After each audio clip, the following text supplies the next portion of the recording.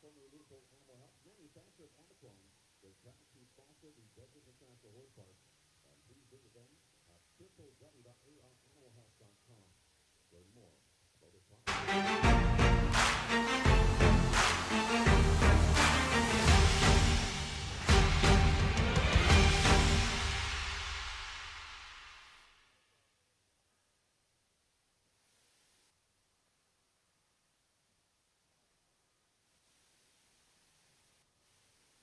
Also, our Grand Prix partner sponsored by Essence Art Gallery. Essence Art is a fine art gallery of art consulting firm, and they believe that art nurtures the human spirit. Their mission is to elevate lifestyles with fine art. So big round is one of the sponsors joining us. In fact, as well, we do have a nice large field of 35 as well joining us in round number 1. Our time allowed in the first round, that is 86 seconds, 535 meters. That is our length on course. And fences numbered 1 through 14. It is a nice large course out there. And let's have a look at this course. Fence number 1, that is the Quality signature fence. And they come up the far quarter line. Fence number 1, and that is to the palm trees. They're standard at fence number 2. Brand new fence. These riders, these horses, they've not seen fence number 2 so far this week. And that is that impressive wall. And that is a tall upright at fence number 3.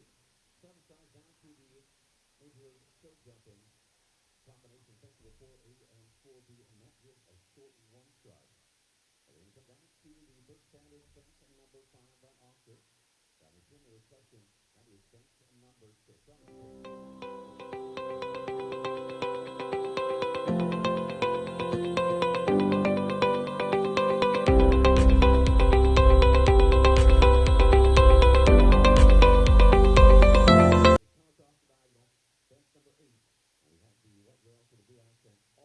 Underneath, if you look at that, there is the Liverpool on the fence at number 8. The something boxes for them to look at. They come straight down, 6 back to the 9-8 triple combination. And we have the woodpecker standard at fence number 9-8 Austrian 2 stride to the B element, that vertical. Short 1 to get up over that Oscar fence number 9-2. Up to the top of the ring, and that is our horse scout signature fence. And that will be fence number 10. Well, 11, and that is the Great American Insurance signature fence. But if you look at the top rail, it's not a rail, it is a plank, and it is on absolutely flat top. There at fence number 11. 2 jumping up at remaining. Well, 12 is the butterflies. Some horses have a little bit of a look at those butterflies throughout the week. Then 13 comes up straight, and the next as well, skinny rail at fence number 13, the gold horse standard. At that second last fence, and those doors, as the riders and the horses face towards the in-gate. So that could be a little bit of a distraction as well. Fence number 14, we have the brown and white rails and the orange as well, with the doors as the standards. So those fences numbered 1 through 14, round number 1, we are under FEI rules. Altering the height of a fence on course, that is 4 faults. First refusal, that is 4 faults. Second refusal, unfortunately, that will mean elimination. Time allowed, 86 seconds. Horse rider combinations, they exceed that time allowed of 86 seconds. It's 1 time fault per 4 seconds or part thereof over our time allowed. It is my pleasure to introduce into the grass stadium to sing our national anthem, Donna Brown. Ladies and gentlemen, please rise for the singing of our national anthem. Oh, say, can you see by the dawn's early light what so proudly we hailed at the twilight's last gleaming, whose broad stripes and bright stars through the perilous fight o'er the ramparts we watched were so gallantly streaming, and the rocket's red glare, the bombs bursting in air, gave proof through the night that our flag was still there. Oh, say does that star-spangled banner yet wave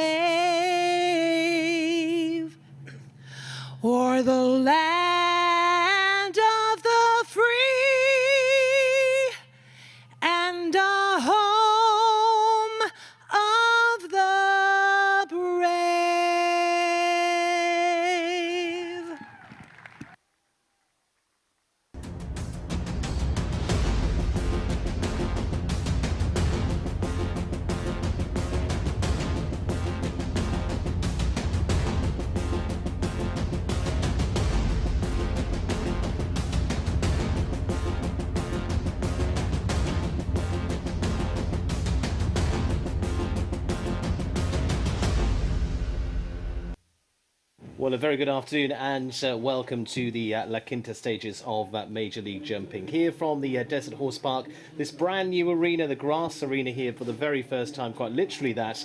It's the first time they've competed on this new part of the facility. A massive upgrade of the facilities here at the Desert Horse Park over the last year or so, and in the last year has been a real ramping up of the development efforts. And this part of that, the $230,000 Adequan Grand Prix here this afternoon, presented by Essence Art Gallery. A fantastic step up of competition here in California, and alongside me is Californian Carl Cook. How are we doing? To watch the competition. Carl, great to have you here. And as I was just saying, great to have this facility now and a move up of this facility Absolutely. here in California. Huge facelift, and you know this grass field has really performed fantastic for being the first time we've ever shown on it. It's really been great. And for you, you're sitting out this afternoon, Yeah. but a big couple of weeks here with the 2 5-star weeks. Again, a nice move up for competition here in California too.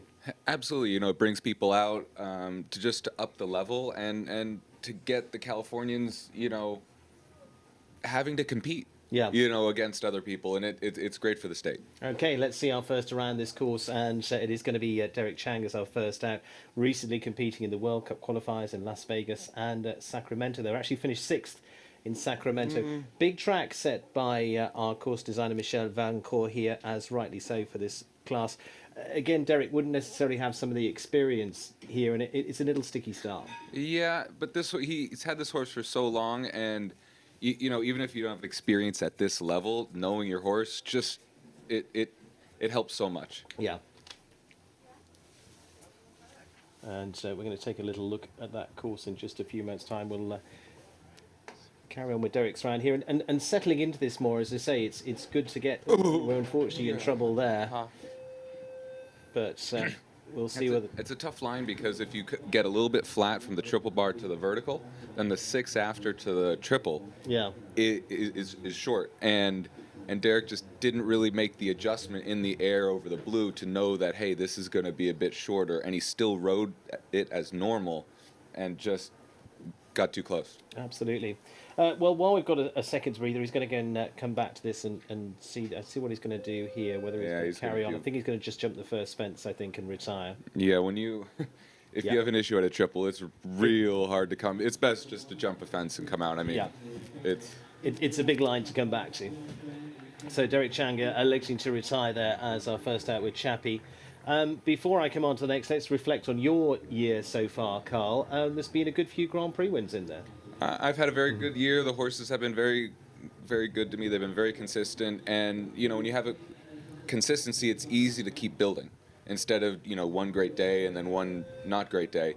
And so it's just been great to build the consistency and the confidence. And the more you're confident, the better you do. Absolutely. And, well, let's pick up with Alessandra Volpi, coming in on confidence as well with Foster 39 after finishing top 2 in that recent World Cup qualifier in Washington as well for her, the young rider coming in here. And as you say, I mean, actually you were in, I think, same spot actually last year in Washington battling for the President's Cup. You won the Grand Prix the week before, but again, you came into that second week in Tryon with confidence. Yeah, and she's had this horse for years, and they work really well together, and that double clear she had in Tryon was such a big confidence boost for her. That was her first time having that sort of success at that level. Well, let's take a look around the course. Big fence coming up at 3 with the wall there. That stands at 160. It looks seriously imposing, but it's really about how it translates into this double as well here, Carl. Correct. You know, she had to move up coming into the double because she landed a bit shallow off of the wall. But, you know, she made the adjustment in the air and made it work beautifully. A few of those, of course, the verticals at 160. Some of the spreads going up to 175. Last fence 14. Big track for this. 140. I think she just got a wee bit long to that triple because she was going at it, but I think a bit off the base. Oof. Up at the last, but that's going to stay there. But it's interesting, this course, because after 9C, 10 and 11 to 12 is kind of a long lull, which kind of gives you a chance to breathe. But also, if you let it get away from you, then you really lull, and the horse is not prepared for the last, 12, 13, 14, which is big. As you say, just don't get too switched off around there. Ooh, and in trouble here as well, unfortunately, as well. That was a tough one. She got a little bit, landed shallow off of 12, Yeah. and tried to make the 4, but didn't land immediately and go. She Yeah. kind of waited a brief second and just got a bit long to 13. But again, that's the sport. I mean, it's a really tough sport in that literally split seconds decisions in here. Then that's what it translates into. Correct. Yeah. Let's see whether she's going to raise her hand, so deciding to retire. A couple of tough ones to start off with. Alessandra Volpi there with Foster 39. Let's talk about that line from the triple combinations. You say you get a little bit of a lull there for 10-11, but that line right the way down there from the triple bar, we're going 7, 8, 9 ABC. It just keeps coming at you down there. It's a long stretch. Yes, and it's a big line. You got a big triple bar, vertical, oxer, vertical, oxer. It's big. You know, it's a lot of jumping. So after that, it's not bad to have a little bit of a breather. But I think she got a little bit lulled in. You know, fence 11, she got under it. Fence 12, she couldn't get the canter back and got under fence 12, which then kept, you know, perpetuating the issue. And it's hard once you get lulled to come back. Yeah. Well, let's go on with Lubov Koshutova now and Paganini 170. Now, this is just an 8-year-old in here. It's been jumping some of the bigger classes recently as they just start to move up as well. And this would be one of the biggest classes they've jumped so far. Big ask for an 8-year-old in here, but, you know, if goes well, maybe a good one to get the experience behind them too. Yep. Looking like she's having to ride a bit.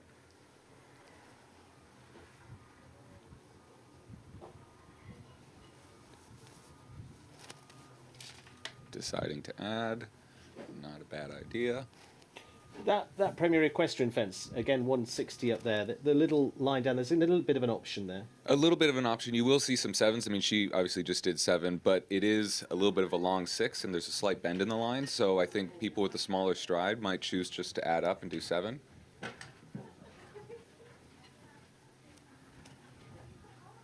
And it's interesting, B to C there walks a wee bit short. And I think you'll see some horses, you know, really having to try it at C because they don't have the normal room, you know, to put in that stride and get off the floor.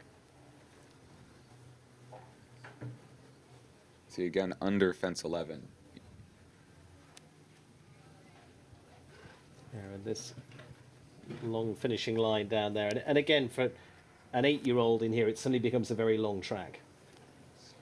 Just last fence. Along with experience, you know, with young horses, they also don't have the same level of stamina. Yeah. And 14 fences, you know, a double, a triple, you know, it's a lot long jumping to make it around. It's a marathon day. We've got the Ironman being run here as well in La Quinta today. Yeah. This isn't quite that, but it's a long way around there today.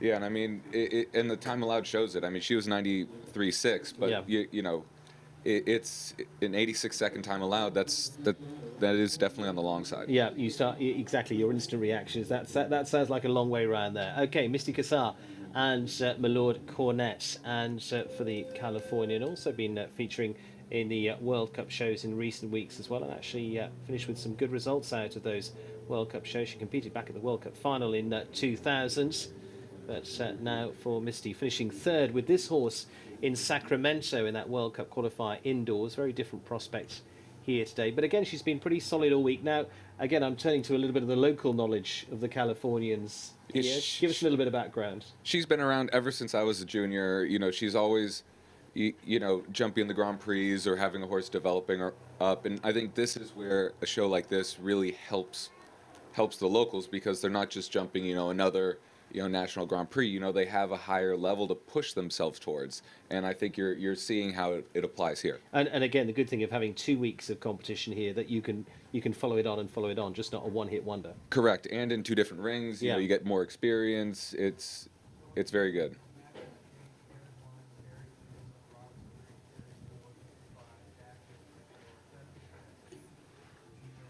Again, just brushes off that second part of the Major League double. 86 seconds time allowed. We say we've not had too much to be able to gauge that on yet. It does feel slow. Yeah. You know, she did add, you know, the 7 to the Protex.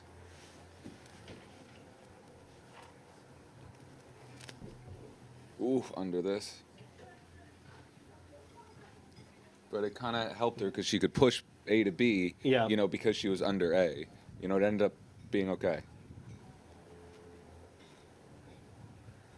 Looks like she's sort of settling a bit, letting the horse canter.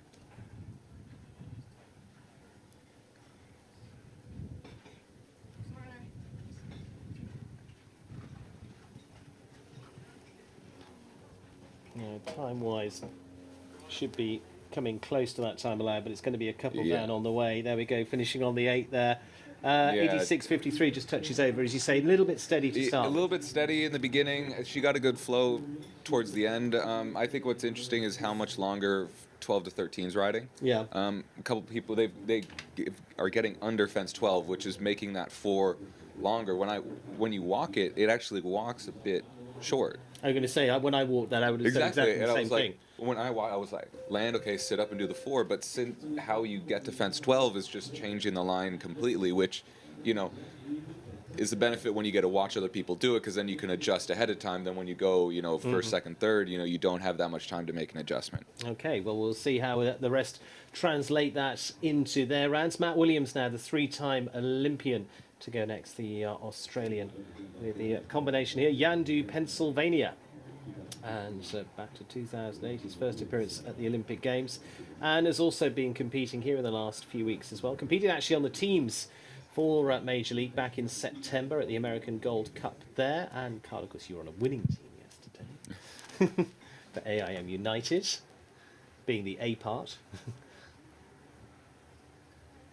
America, Israel and Mexico. Now we've got Australia thrown into the mix. 2 Australians competing here this week, of course, with Rowan Willis as well.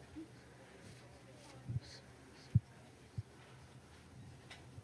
believe this is a green horse for this level, no? Yeah, fairly. Yeah, I mean, as I say, it's jumped one of the 5 stars so far this year, but otherwise it's been coming up through the 3 and 4 stars, but that's been the top end of the level so far. Yeah, I was talking to him earlier this week, and he said this horse really loves the grass. Yeah. Compared to the sand, he feels like he has, you know, 3 more inches. And again, 9-year-old here for Matt. First year competing at the international level. Those are some deep cups on that triple. That's some big rubs there. Unfortunately, they start to run out in the end. As you say, though, it's getting in the ring, getting the experience there. The 9-year-old here for Matt, as I say, who's been there and been to those top-level competitions. See, he gets it well, and the 4 then is a little bit steady. You know, that's riding it how it walked. And he's good for time. 82.79 is going to finish on a total of 12 there. But again, with a 9-year-old round that course, that's not bad going. I would say that's a positive round. I think that's a learning round. I think Matt learns a lot. I think the horse learns a lot. There was nothing where the horse was questioning or nervous or pausing. I think that was, you know, I think it's definitely a very good learning round. So from the scores we've seen so far, that's the second best of them. 9 from Misty Cassar and Malord Cornet, and Erin Davis Heineken now. And this is Leonie. Leonie been a Grand Prix winning combination down in Florida before now. Her leading ride. Several horses now into her string to back this one up as they go along, but also has been the one she's turned to several times in the teams this year for Major League Jumping as well. Hailing from Dallas, Texas, from the combination that will head there in a few weeks' time for their own show. But as I say, coming into the final 2 stages of Major League Jumping here and next week at the Desert Horse Park. Reminder, next week as well, if you're wanting to watch the Grand Prix and the teams, they're going to be evening classes, Friday and Saturday.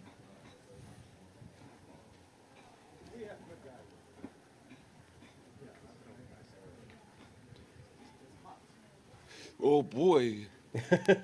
Yeah, not quite working out. She got lulled in. She got close to fence 2 in the 8, and then she had a very good fence 3 and just saw 6 coming in, and I think that was a good save from the horse and the rider. Yeah. Okay, coming back to it. No problem. Very good. Time. Very good. Like we were saying earlier, you know, it's hard with a combination when you have an issue to come back and, you know. And it was interesting on day one, some fantastic new fences here, but how many horses were sort of backing off and looking at these on day one. They're a little more used to it now. Exactly. They're used to it. They know what they're seeing. Yeah.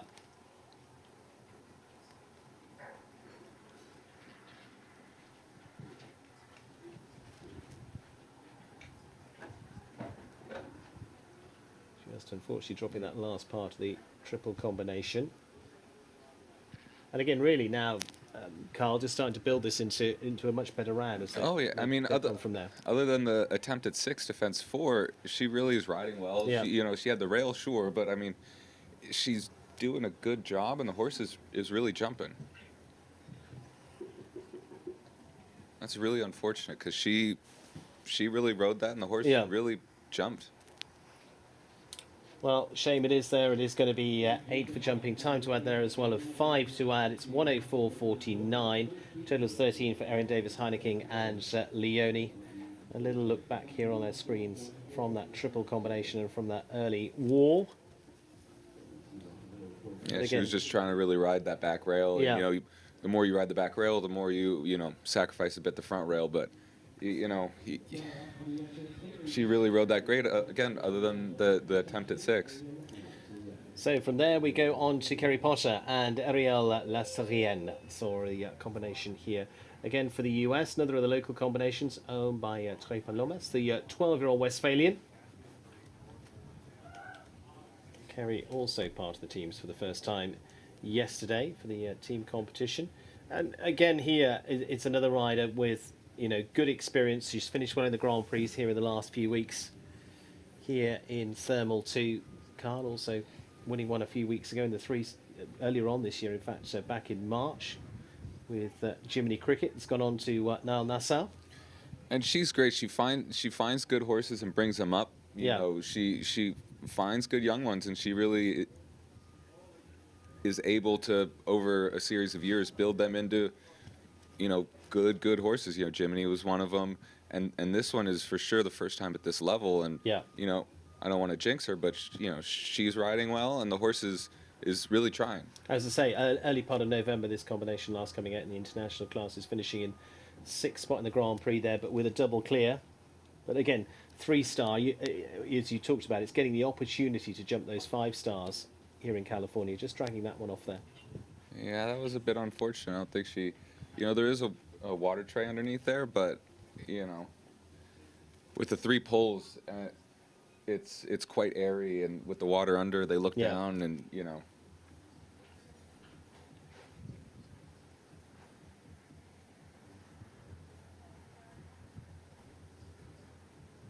And the latter part of the course, then just on the 4. Carl close enough to give the instruction to.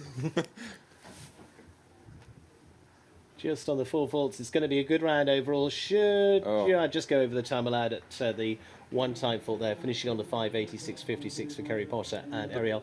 Really nice round. Super round. There were some areas where she had to support the horse and really, he doesn't have the experience at this, so she had to really hold his hand a little bit, but she did it great. And also the horse tried. Yes. It didn't look like she was clawing it around. The horse really tried, and that was a great round. Good stuff. Bummer. So that's a shame. Finishing on just the 5 there for Kerry Potter and Ariel Lasarienne for them. And it'll take us on to Robert Blanchett now and the RTS NLC's Chardonnay.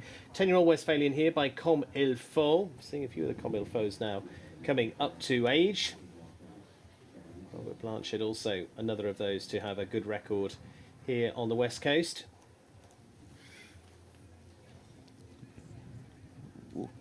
It almost seems that they stacked all the West Coasters first.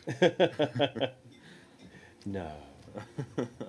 Finished top 10 in the recent World Cup qualifier in Las Vegas. Also finished 7th in Sacramento as well. Just goes to the whip there, and unfortunately it's just not quite enough. Ooh. And just stalls, unfortunately, coming into that fence as well. He's just having to shake things up against it. A vertical just helping him a little bit there. Yeah, you could see a little bit of greenness out of the horse, and the horse is popping up, so he has to ride a bit more forward. Yeah. It's hard when they start popping up like that. Yeah. it's very rare that they'll stop doing it. Normally, it keeps getting it worse. doesn't get better. Yeah, generally, Yeah. at least when it's happened to me, it's never gotten better until you just pull up. But again, as you say, you know, an experienced thing coming in there. This is Correct. Horse's first year doing this, going up to 3 and 4 star level, first 5-star for them as well. And you just got to put it in the experience. And again, the opportunity to have another run next week as well. He was just going to go and pop the first fence. But again, you've got that 2-week run Correct. here to be able to say, okay, that's what we got week 1. Where do we build on for week 2? And you know, he can come back next week and maybe do, you know, like the 150 class. Yeah. Or, you know, if he feels confident, you know, he can come back and do the Grand Prix again. You know, he has that option to, you know, work on building the horse.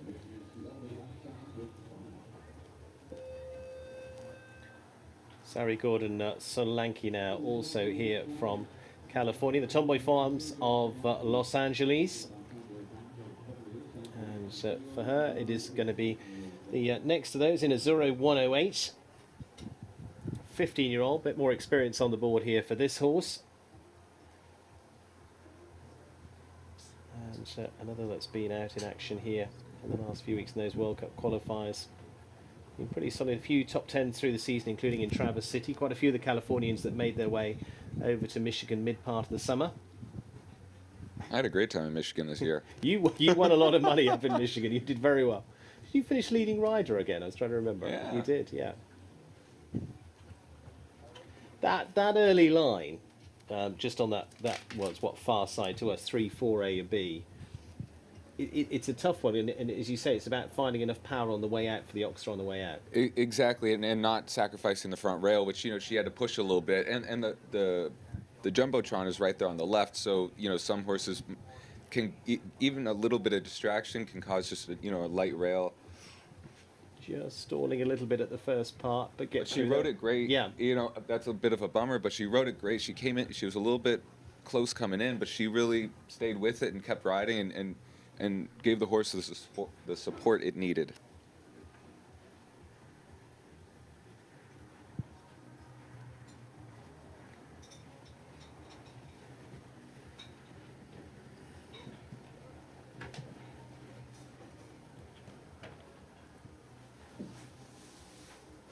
Time-wise, looking as though they're coping with that okay, but just a couple down on course. Yeah. Great job. Great job. Finishes on a total of 8 there, 85.75 for Sari Gordon Solanke, who rides internationally for Israel, is 108.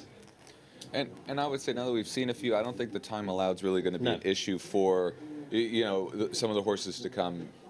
I'd say it's a pretty generous time allowed. And there's enough jumping out there in the first place. Yes. Yeah. So you're not, you know, as you ride, you're not really so much considering the time allowed and like changing your plan so that you can go faster. I don't think this course really needs it because the time allowed is quite generous. Okay. Kerry Potter, the best of scores so far on the 5 with Ariel Lasserenne at the moment. Sari Gordon Solanke, that's second best of them on the 8, and Misty Cassar on the 9 at this stage. Lisa Carlson now, the experienced Canadian live stream 2 for, amongst others, the Attaché Stables, the Carlsons and the Stevens, owners of this horse, the 11-year-old by Laudanus. For Lisa. And a few of the Canadians having made their way down the west coast to compete here in California over the coming weeks. Of course, she was an Olympian back in 1988 in Seoul. 2 World Cup final appearances as well. Ooh. Oh, and unfortunately, well, regardless, Yeah. I think that's going to be. That's. She's holding, but I don't think She's holding. Yeah. Oh. I think gravity's going to take Yeah. over. There we I go. think Just she's stand trying lightly to on do your it feet the most- anyway. Yeah. That was a bummer. The horse saw something on takeoff there. It really had quite a pronounced pause, and you know when that happens, you just have no power. You know there was. Yeah, unfortunately, just running out there, and it'll just come to an early end of the round for Lisa Carlson and live stream 2.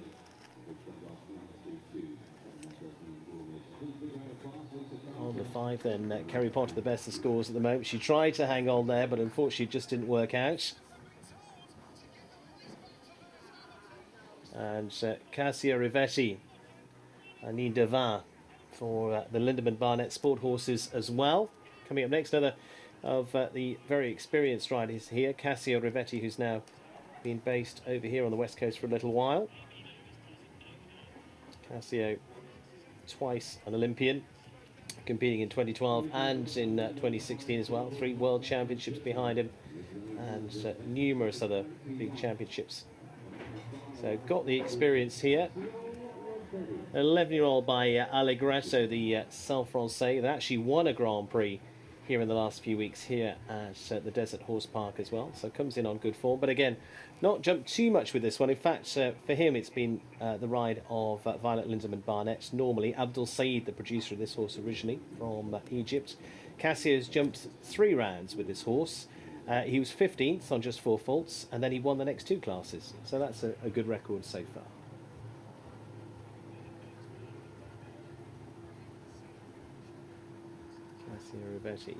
Giving himself a bit of space back to this wall. It's a big wall for, you know, fence 3 coming right out of that U-turn.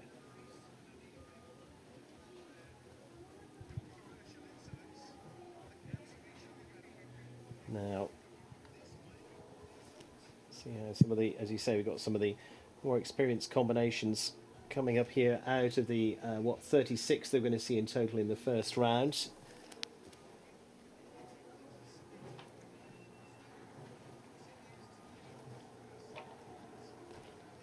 Again, he's... That hind rub on that vertical, it's not the first time we've seen that, but, yeah, you know, fine for a Cassio. Just in... Time-wise, should be okay. Should be okay, but this is a little, it's getting on the edge. Yeah. Yeah, there's not going to be a large gap. It's got 16 seconds. Yeah.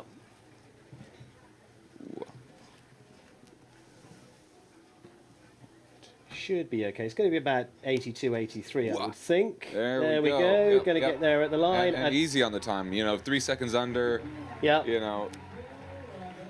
83.02. Told you it was about 82, 83. Yep.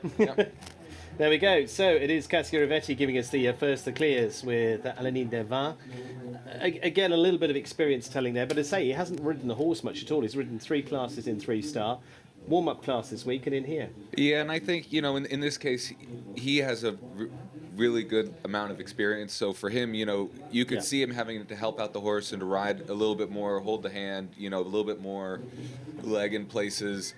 But, you know, he still did what he needed to do to get the clear, and it was very well done. Yeah, absolutely. Cassio Rivetti, experience showing there as he brings us the first of the clears. Laura Height now. And Laura with Calypso van de Zuidheuvel for the HF Farms LLC, another of the local combinations here to California. 13-year-old horse by Tangelo van de Zuidheuvel. And then for Laura, another one, key part of the And she was clear here in Vegas in the Grand World Cup. Yep. Yeah, finishing 3rd place there. Yeah.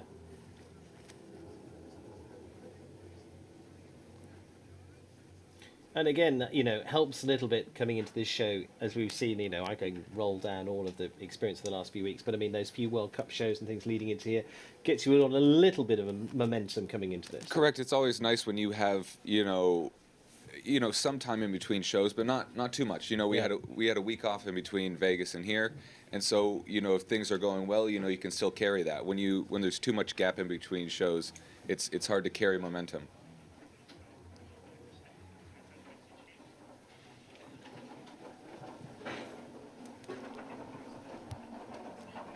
Good.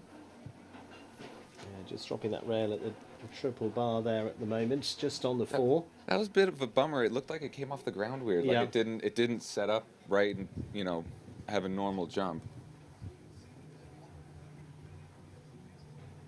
A little touch at the plank.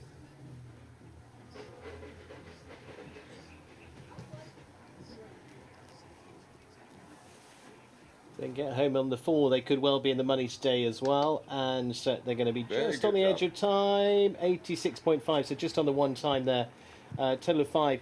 Overall, a good round. Overall, very good round. You know, she's still in the same form she was jumping in Vegas, and you know they've been together for a while, and you can see it. You know, they ride well together, and I think there was something funny about that jump. Yeah. You know, it was I would say it's more unlucky than Yes. you know a bad Than an ride error, or, yeah. or miscommunication Yeah. or something. It just something wasn't right there. Okay, so just finishing with that one time for the top of the one down there.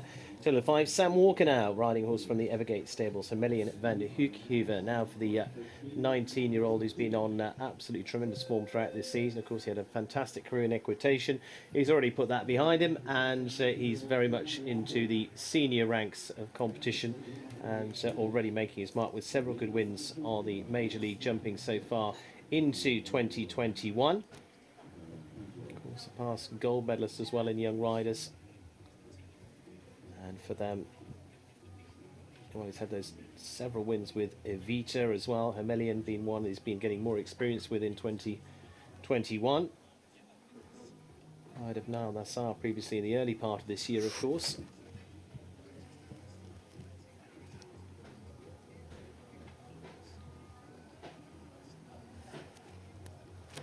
He's also on the early 4, but Yeah, it was a bit of a bummer. He got a bit like suction to the Yeah. Oxer fence too.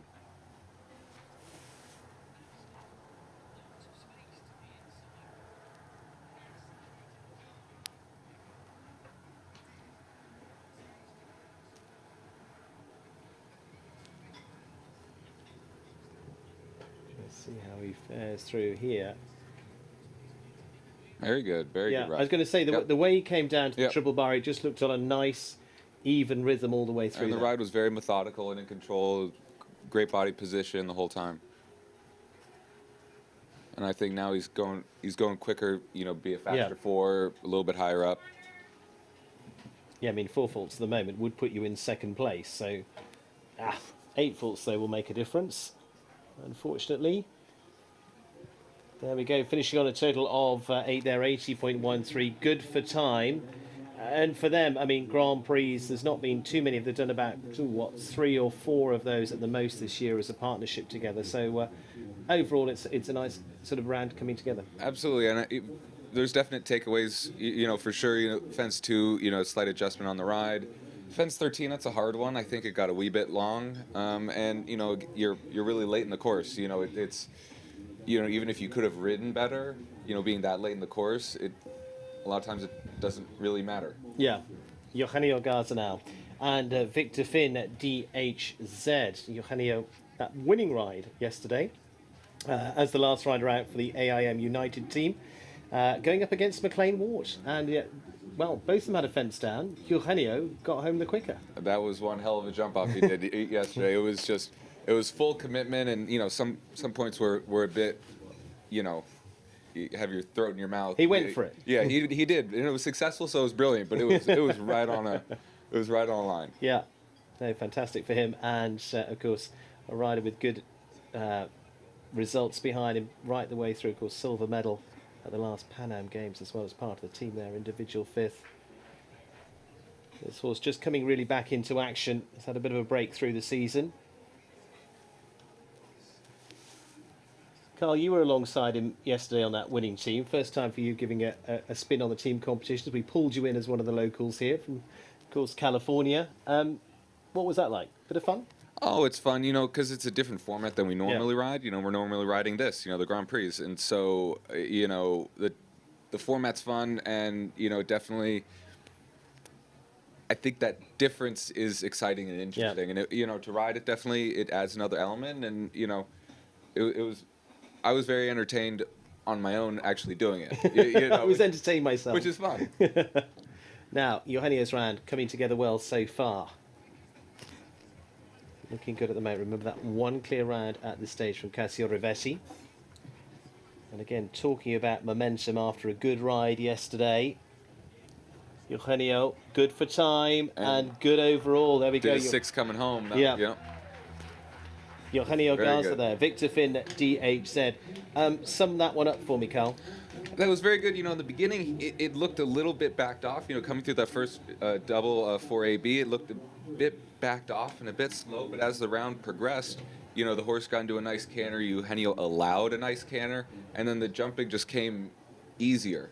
And in the whole second half, it was just like, you know, riding a bike. You know, it just seemed like to be right there. It was the right thing in the right place. Excellent. Well, that gives us the second of the clears. Eugenio Garza going clear with Victor Finn DHZ, following on from that success yesterday. Also on the podium yesterday was Amy Miller of Canada, and Truman for the Millbrook Farm, and for Overland, the 12-year-old by Milord Cartago for the Canadian, who's got all the experience, and again has been a mainstay of the Eye Candy team this year for the team competitions, but also, of course, a great team rider for Canada right the way through to those Olympic Games in 2016. Truman having finished top 5 in their last Grand Prix out. That was in Caledon, in Canada, back in September.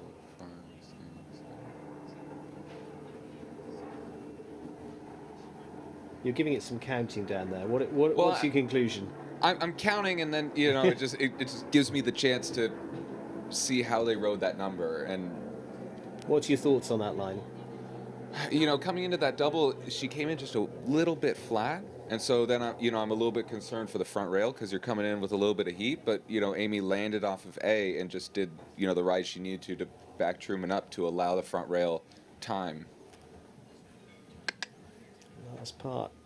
And you could see the experience there. She had to, kick for the back rail, but she knows the horse so well that, she gives just enough. She doesn't have to, heave heaven and earth.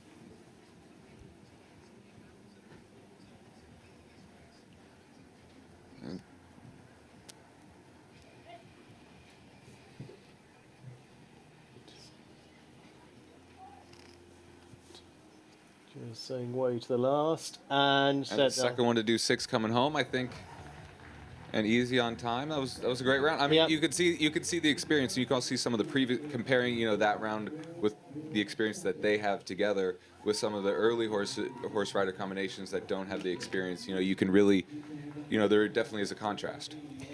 Let's talk that fun line. I mean, they're coming down there on 6. What did you walk coming down there? Because it felt like it was a bit longer coming down there. Yeah, I walked 7, but we walked 7 after a short 4.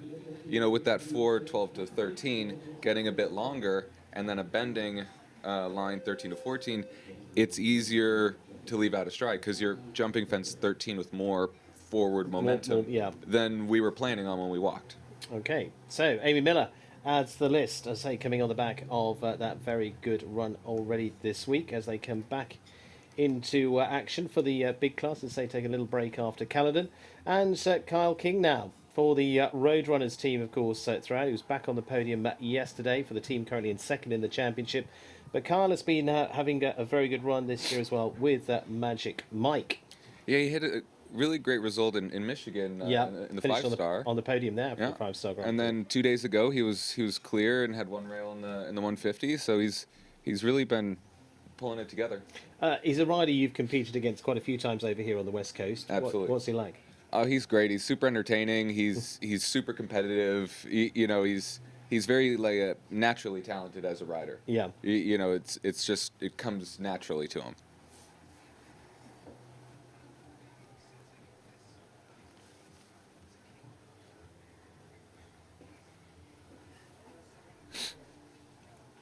As you say, that 2nd place in the Grand Prix, but actually a lot of that following on from a very good run here at the Desert Horse Park back in the early part of the year, where they really started to build some momentum up.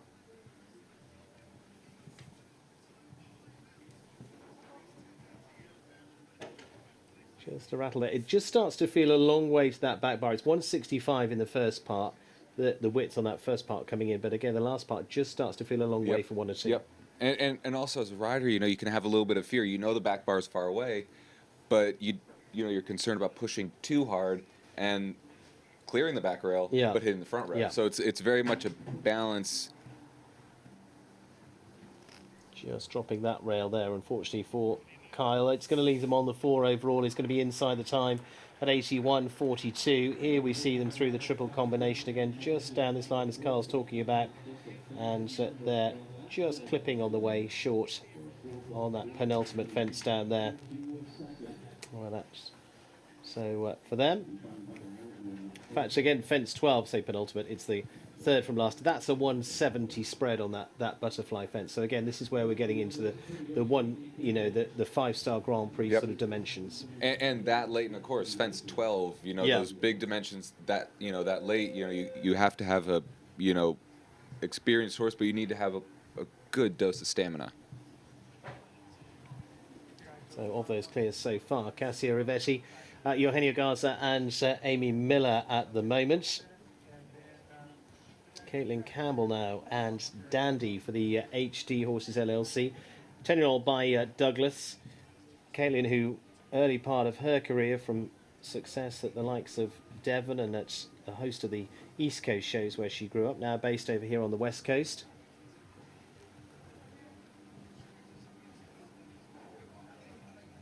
And then for her with Fayon wins recently the 5-star level on these Major League jumping shows. Ooh.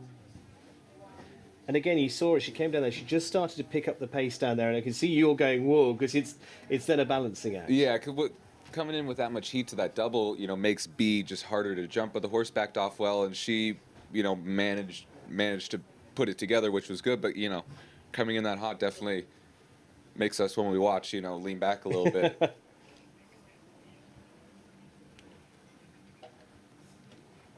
Again, tall vertical down there across the centre.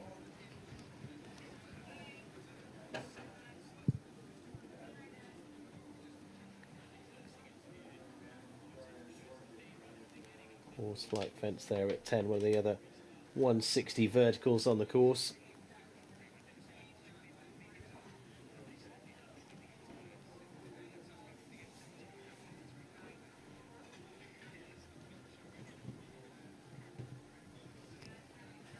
Again, I was going to say 4 faults will leave you with the money at the moment, but there we go, another bit of experience under their belt as well for Caitlin Campbell and Dandy. That was very good. She was getting a bit drawn under the fences, so she was drawn under fence 12 and had to run at fence, make up the stride again to fence 13, and just, getting flat to a 160 vertical is it's hard for the horses to come off the floor to clear. Well, there we go. So it is Caitlin Campbell finishing on a total of 9, 3 clears at the moment. Cassia Rivetti, Eugenio Garza and Amy Miller at this point.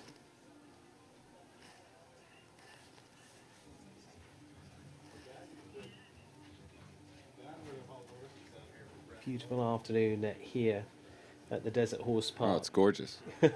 Lovely temperature. Absolutely perfect conditions for them. Just waiting on our next to come up. While we've got that, Carl, just a little review of what we've seen so far. Cassio, Eugenio and Amy Miller's round. Just a little summation of those. I mean, I think you could see the confidence in the ride. It's a calmer ride.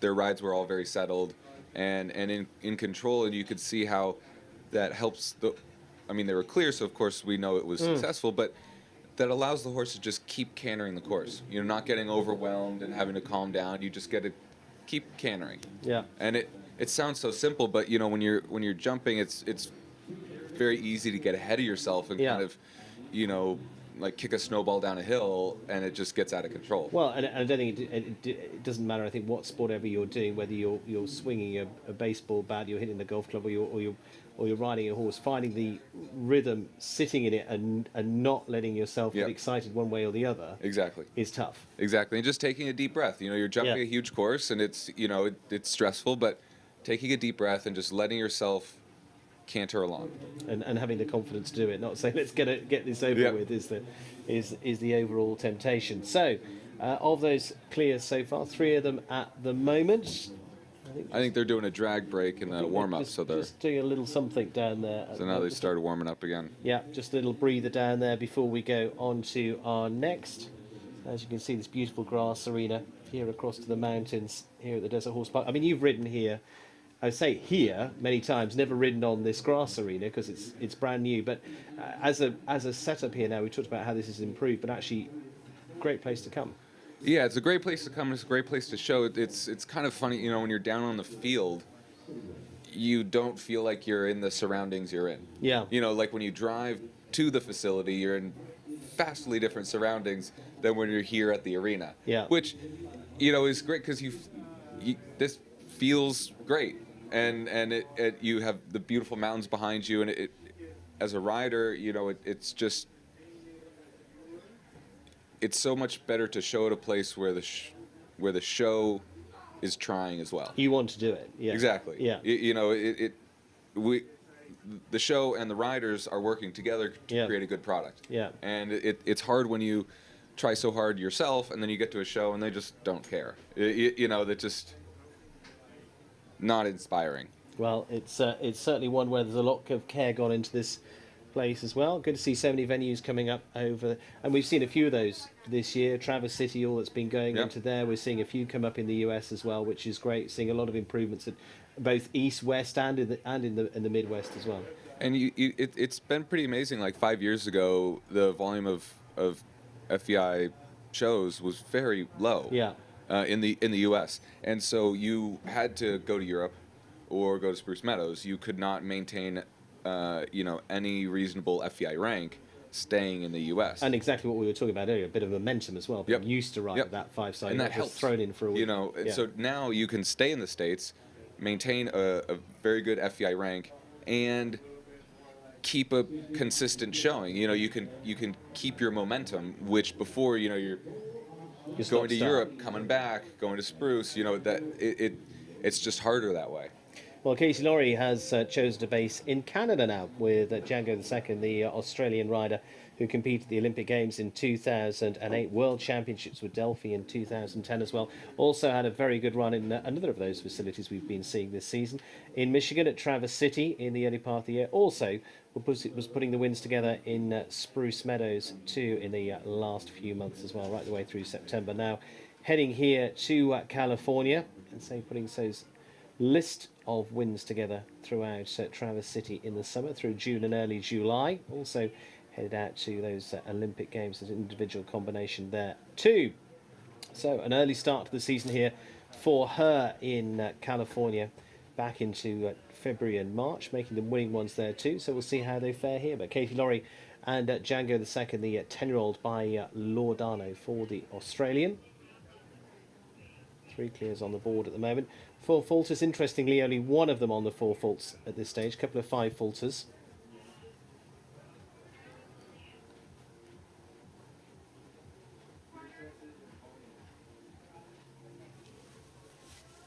Through the birch stubble and to this one of a group of the 160 fences on course.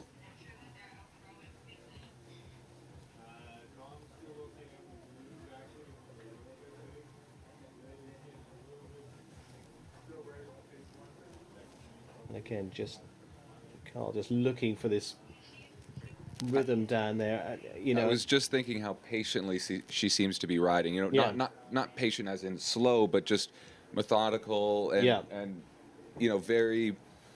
This is where I need to grasping, be. Wait for where I need to be. And grasping the step where she's at. You know, and riding each of the fences as it would best suit her horse.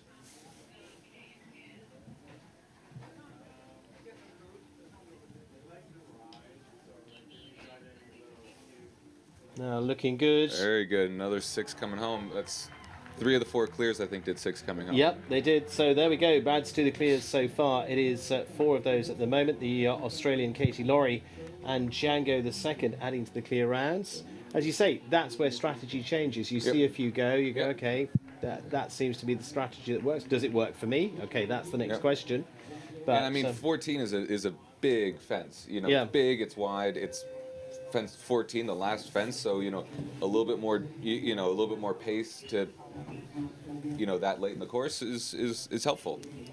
So from there to Olympian Lauren Huff and Paloma owned by Kathleen Kamine, 15 years of age by Canaletto for Lauren, who's also been competing in Florida in the last few weeks, setting up for these shows here in California once again.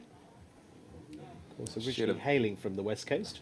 She had a very unfortunate rail in the 150 class 2 days ago. Yep. They were jumping great, and it was just, that was unfortunate as well. I don't think she...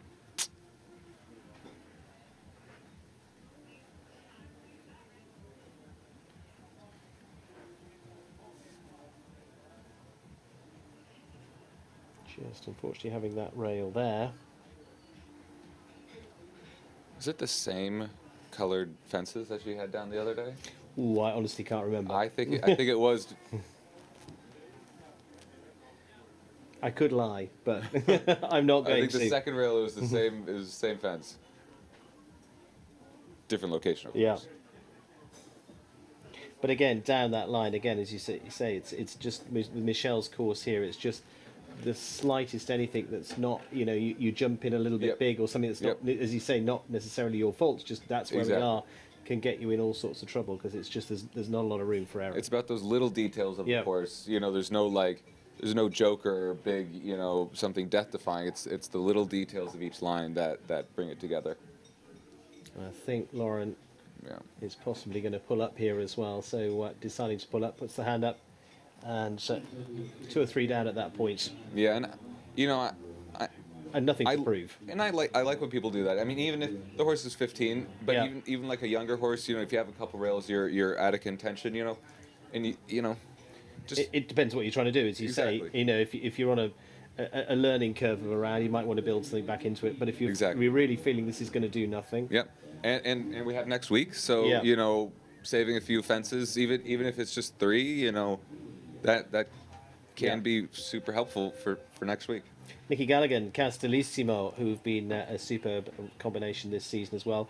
He went very well a little bit earlier on with the other ride of his, Java's Miss Jordan, into that winning round class. He was a Grand Prix winner here in Thermal earlier on this year as well at the Desert Horse Park in the Grand Prix there with that same horse. Now with Castellissimo, and this was top 3 in the Grand Prix in Greenwich back in September and has been coming along nicely as well.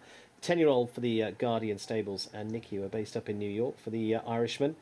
Actually has been a former ride of, in fact, in Germany previously with David Will. Mavis Spencer actually rode this horse for a few rounds earlier on this year and into the latter part of 2020.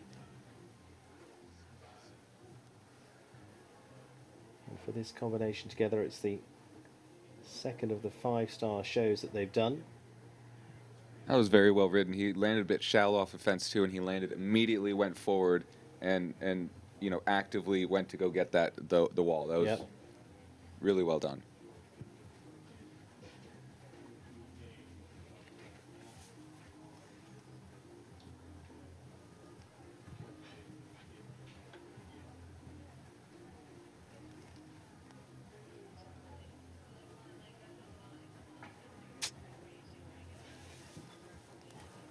It's not the first time we've seen horses get a bit flat at that.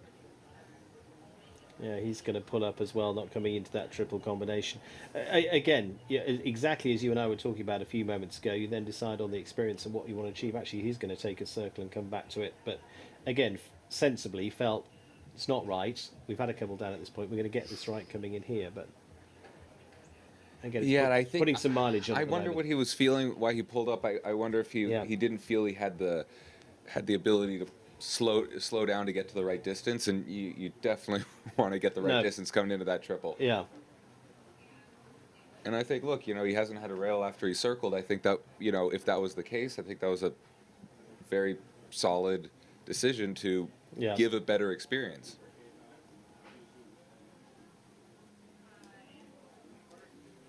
That was a bummer. Yeah. That's a shame. So they will finish with 8 jumping and 4 time, finishing on 12. Nicky Gallagher and Castellissimo, 100.88. But again, a few errors in there. But again, a horse that hasn't jumped much of these big classes before. But overall, actually, some good positives to take out. Oh, very positive, because the big thing you see is the height's not the issue, the width's not the issue. Yeah. Some tweaks on the rideability. Yeah. And I think that was for sure a clear round. And you'd rather have some rideability issues than it's too big and too wide. Those are much harder to fix, if at all, than rideability. Which gives me a very brief second to say, Carl Cook, flat work. What's your what's the program for the Cook team? I have no idea what I do on a horse. Samuel Barrault and the experienced rider, of course, Olympic Games in London previously as well, and again back there this time around. He's a top class rider and competed with this horse in Tokyo this year. Dubai for Samuel Barrault, fact, he's made a change actually in Koblenz van Vunessacker, but it did ride in to those Olympics with Dubai. A late change with the horse here. This horse by Toulon.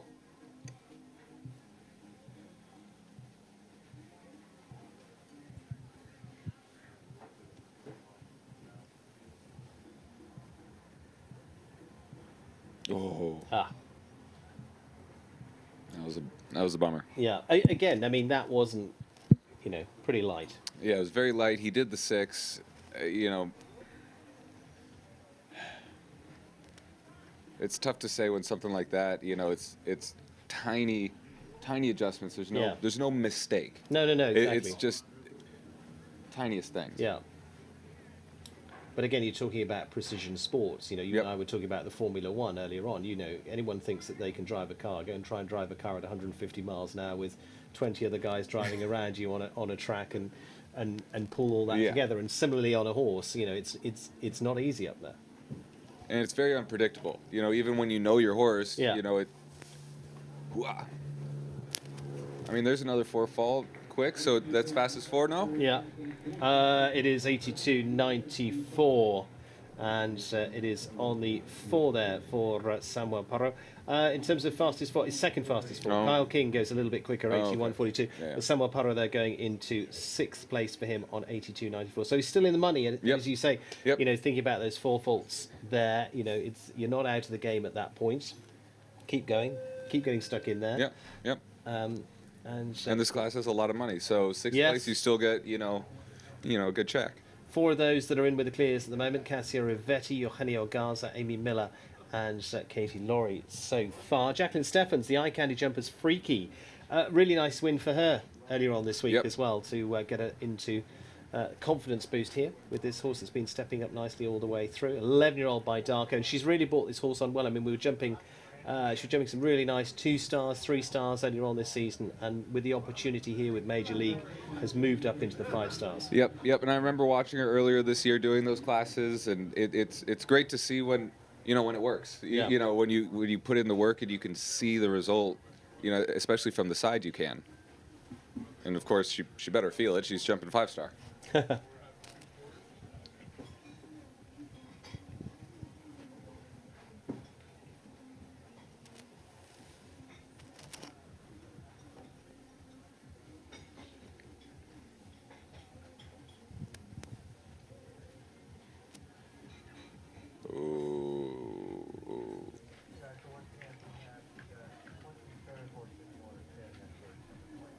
And jinxing aside, she's riding well. Yeah. It doesn't look like but again, she's scrapping it together. It looks like a progression. She's. And exactly what we were talking about momentum earlier on. She's been walking. Paul O'Shea's on her squad as well with the eye candy team, really, bringing things on for her. But again, through this year, she's been able to keep jumping at this level and really prove herself at it. This is. That was a bummer. It's hard. That 4 gets a little bit long when you land shallow, and it just caught her out a little bit. But it was very composed, the ride. It was just one fence to the next. That was super. Okay, just finishing on the 4 there, 82.86. Just a little run back to the ride of Samuel Parot as well. That, in fact, I gather was Dubai jumping there. Thought it was to start with, but it is going to be Dubai. Either way, it goes into 7th place. Jacqueline Steffens there, finishing on the 4, 82.86. She goes into 6th place at the moment. And for her, it's still just going to be sitting on the sidelines, but potentially some money there for her as well. So the 4 clears. It was interesting reading a piece not very long ago about how many, and I know you love a stat, that's true. all about this sport, about how, and I can't think who said it's the top rider, but also you've got to get used to winning, but you've also got to get used to not winning, because the percentage of the times that you win, but again, the key part in the sport is consistency of being there and being there and being there. Yeah, and for me personally, I the first thing I want is consistency. Yeah. It might be consistently bad, but it's the same bad. I can build from that. Yeah, so if you've made an adjustment, is it less bad or more bad? At least having what's not working being the same thing. Yeah. And that consistency is key. Yeah. It sounds backward, but I understand exactly what you mean. Now, of course, you want to build where it's consistently good, but the first goal is consistency. Yeah, no, exactly. Spotting an error, dealing with an error, and going from there. Irish bred, C top blue for Andrew Burns on the course. He got a little bit hairy after the wall coming into the double. he had a lot of pace. He went to set up and just got a bit hoppy on it. I think the horse overreacted a bit to what he was asking.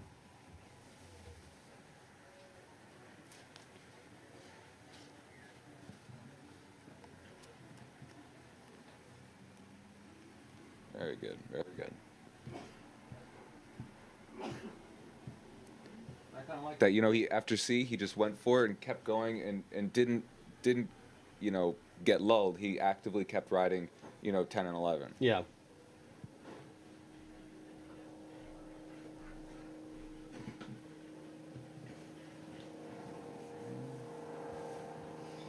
Looking good. Should be okay for time. And there we go. Nice round out of that combination. 100 burn C-top blue producing the fifth of the clears so far. And you could see, you know, because of how he rode 10 and 11, he was able to get fence 12 a good distance at a good canter so that he could sit up a bit for 13, not get flat, and then just canter to the last fence. You know, it's those, you know, what he was able to do at 12 and 13 came about because of 10 and 11. Yeah. And again, that's, you know, exactly for those of you, it's interesting. You know, I'm lucky enough to be around the top riders all the time. Exactly how you all think. It's compared to maybe how an amateur tackles a course. It's all connected. What happened 3 fences before is the result of what happens 3 fences later. Each fence is not an island. Yeah. It is on to Nardasa and Igor van der Wittemore for the Evergate Stables for Niall, Grand Prix winner just last week in Florida as well, but he's won Grand Prix all around the globe, and of course $1 million Grand Prix before now here in the US, again originally hailing from here in California. This would be good to have him back on home ground for these weeks here.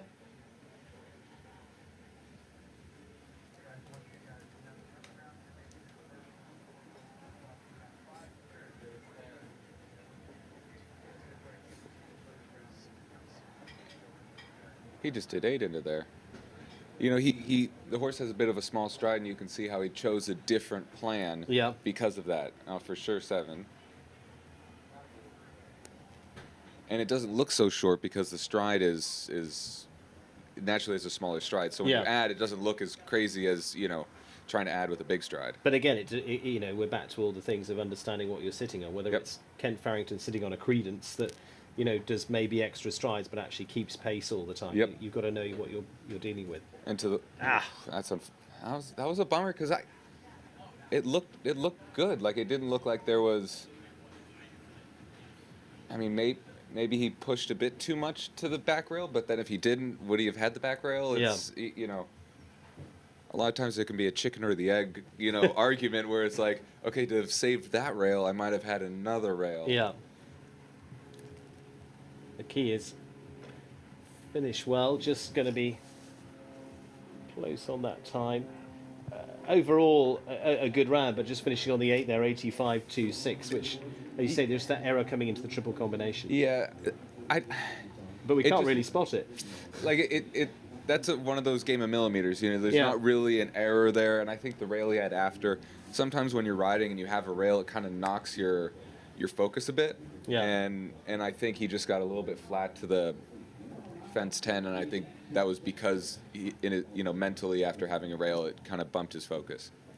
Well, Niall there finishing off his round with a score of 8. Paul O'Shea, Chancelloress, now carrying the Trelawney Farm, the owners of this one, the 12-year-old by Chaco Blue, out of Ballerina. Winning combination of the Grand Prix in Monterey a few weeks ago. We were there in mountainous surroundings once again. Very different setting though here. A little more palm tree, little less jungle this time around, but another beautiful grass arena there.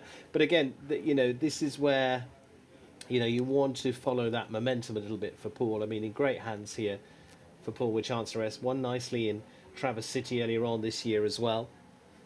But again, he's been able to just keep capitalising on that all the way through.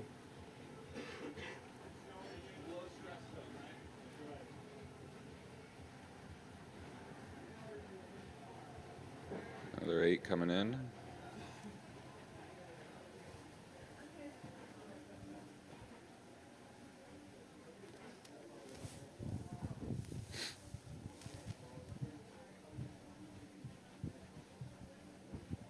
It's interesting. This horse is a big, like a bounding stride, but he keeps adding. Yeah. But I mean, That's never wrong or right when you add. It's just what's right for your horse. Exactly, as we say, what suits. I wonder if he would have tried 7 to that vertical. It might have, as Niall did just before. You land so shallow from the triple bars, you know, because they have to try so hard for the back rail. You just land really shallow.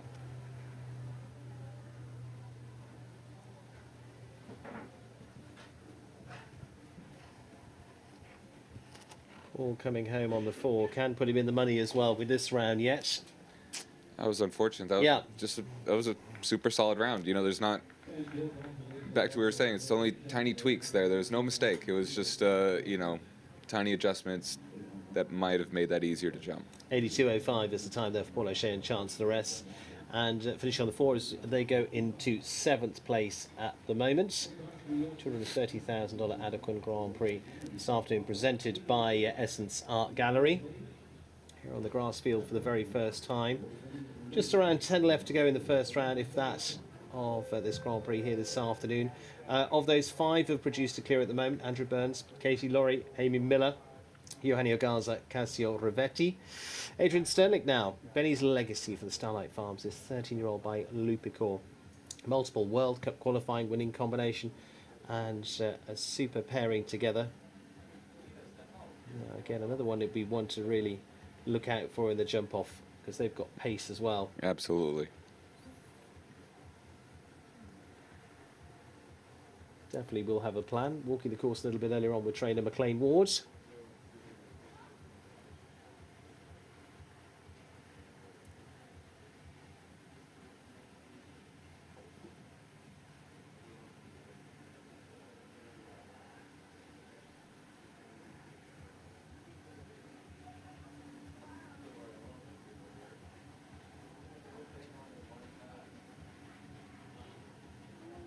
And again, nicely down that ride. As we're talking about a nice balanced rhythm.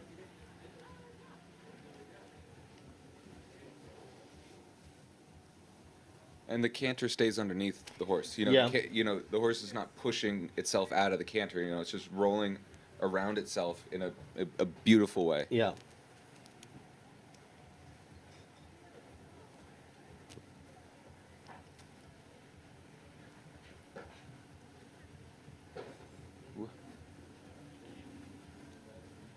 That triple's taken some rubs today. Yes. Again, a little bit different as well, I was going to say, in terms of colour, but it's the fact there's no colour. You're playing with the traditional, just straight wood with and a you're varnish seeing more neutrals and solid pull colours now when you know, because they're harder to jump. Yeah. You know, they're more neutral. Horses don't see them as well. They're not as flashy. That's a really nice round put together. Very good there. round.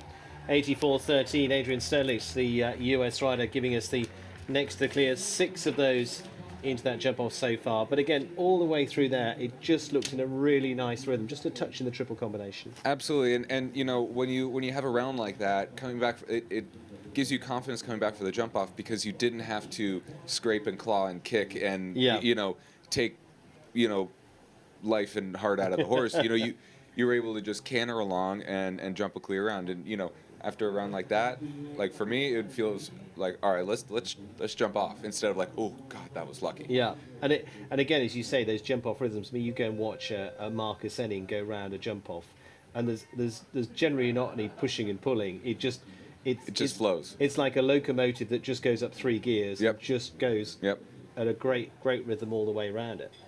Okay, Natalie Dean. Now, another of the Californian riders, but who's been spreading her wings this year.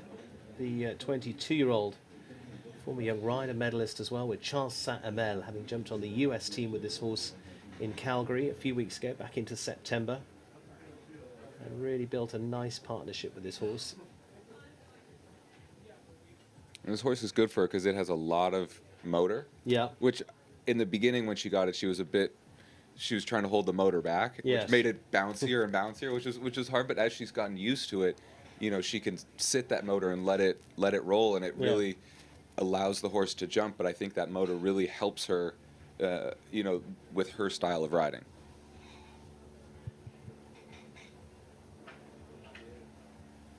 Another one that just sat down a bit on that. That's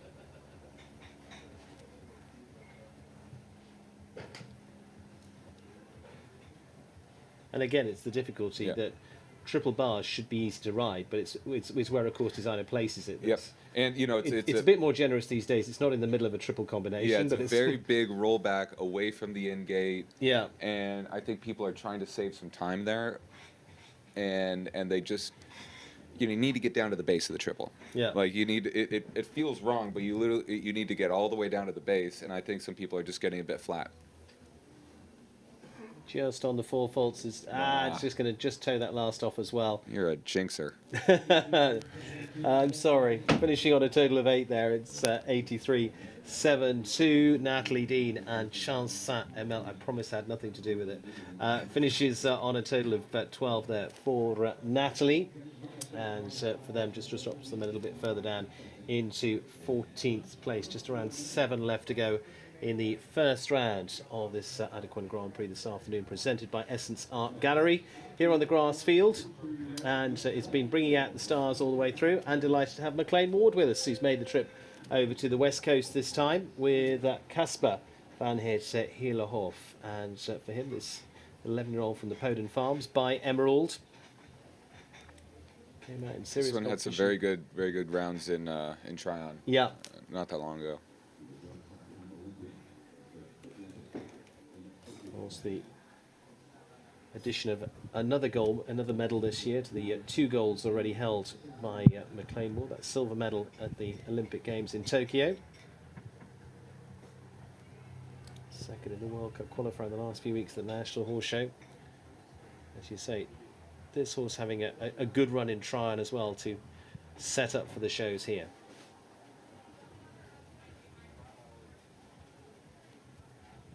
Interesting, you know, talking about stride, you saw some horses add and do 8. He just did a steady 7. Yeah. Because his stride is so big, and he did 7 in the first line. And look, steady 6. You know, there's such a wide range of strides. You know, that's why, you know, for me, when I count it, it's like, did I really just see a steady 6? Yeah. Because you might trick yourself and think he did 7.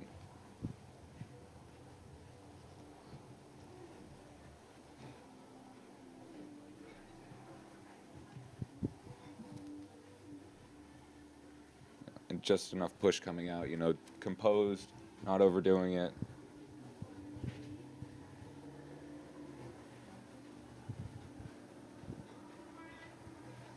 McLean in a good battle earlier on this week for the podium for the opening class of the week.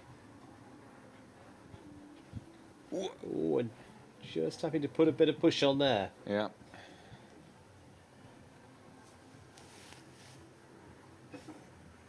Well, not unexpectedly clear round for McLean Ward. But again, Casper van Heerlehof going very nicely there. But exactly what I talked about earlier on, consistency. Yep. And that's where, you know, you get a McLean in there and you're going, okay, you don't win every single time, but, you know, being on the podium this week, there. It's going to be interesting with this horse in the jump off. If it's similar to Tryon, when it gets up to speed, doesn't tend to turn very well. Mm-hmm. And, you know, McLean always wants to win, and so he'll give it a serious shot. But it's interesting. It's like the power steering fluid just drains out, and he could get the flatline speed going, but the turns. But again, you know what you're working with. Exactly. He He knows that. And so 7 left to come. It is McLean Ward adding to the list of the clears so far, and 7 of those in the mix. We'll see how they fare in the jump off, and is in there. McLean Ward, Adrian Sterlitz. It is Andrew Burns. It is Katie Laurie, Amy Miller, Eugenio Garza, and Cassia Rivetti for the clears so far. Another one that could give them a little bit to quake in their boots is Kristen van der Veen, and Bull Run's Risen for the Bull Run Jumpers Incorporated, 15-year-old by Utopia. And again, she's, you know, like all of you, it was interesting talking to her this week, the way, you know, everybody's plotting their way around their week with the horses, trying different things. So I might have jumped that class. She made some decisions, said, actually, I wasn't going to jump yesterday, going to jump today, going for the Grand Prix. What we think will suit out here on the turf, as well as they get used to the week with a couple of horses to choose one. Also with Prince of Peace here as well. Van der Veen, originally from Illinois, now based in Florida.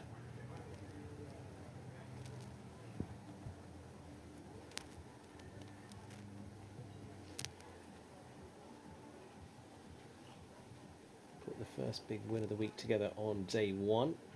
Oh, that was unfortunate. I think she just stepped it off. Yeah. A little bit too much of a gap there. You know, trying to be nice to give it time to get over, you know, the rail. Sometimes you could be too nice and encourage the flat.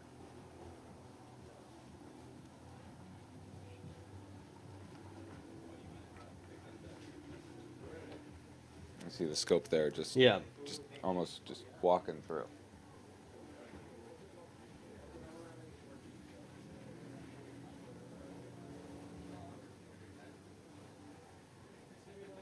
And again, she's got a couple of horses that, as you say, can almost step through a triple combination like that. But again, that's only one ingredient in the mix.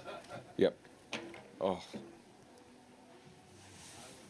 Again, she did that line 12 to 13. She rode that line so well, almost too well. Yeah. Like she got that steady four done, had a good gap, and I think it just maybe she took too much of the power and the canter away, so you don't have the horse doesn't finish behind as you saw there. So just finishing on the 8 there, 83.78 for Kristen van der Veen, goes into 15th spot with Bull Runs Risen. It is on to Connor Swale now. Count Me In has been counted in several times in the last few weeks because there have been multiple winners on the Major League Jumping Tour as well. Connor Swale being in top class action, top 20 in the world right now as well. European Championship rider. And again, in the last few weeks over towards the West Coast here has been on flying form in Las Vegas, finishing well there in a good few classes, putting some number ones next to his name there, and here at the Desert Horse Park in the last few weeks as well. But Count Me In being on good form as well, with wins down in Otomi, and also, of course, he had those 2 World Cup wins in the last few weeks as well, including in Sacramento. Count Me In, a bit more experienced at 14 years of age by Count Granus.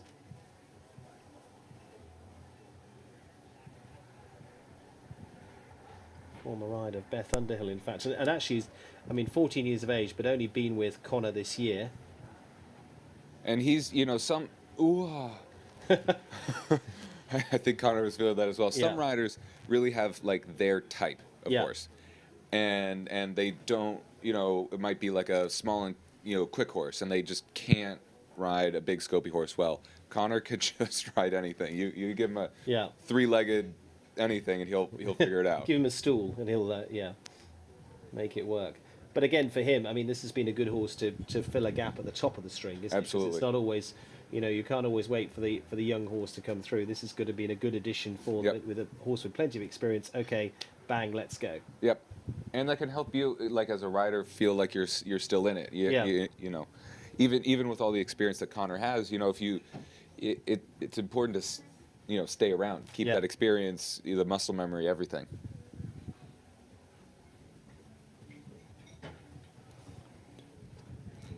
He just did 5. He's just mixing it up. There you go. Yep. It's going to work. It is going to be finishing on the clear 83.92. Added the stride in there, but still managing to make the time, as you say, making the 5 in there. I mean, that's quite tight for 5.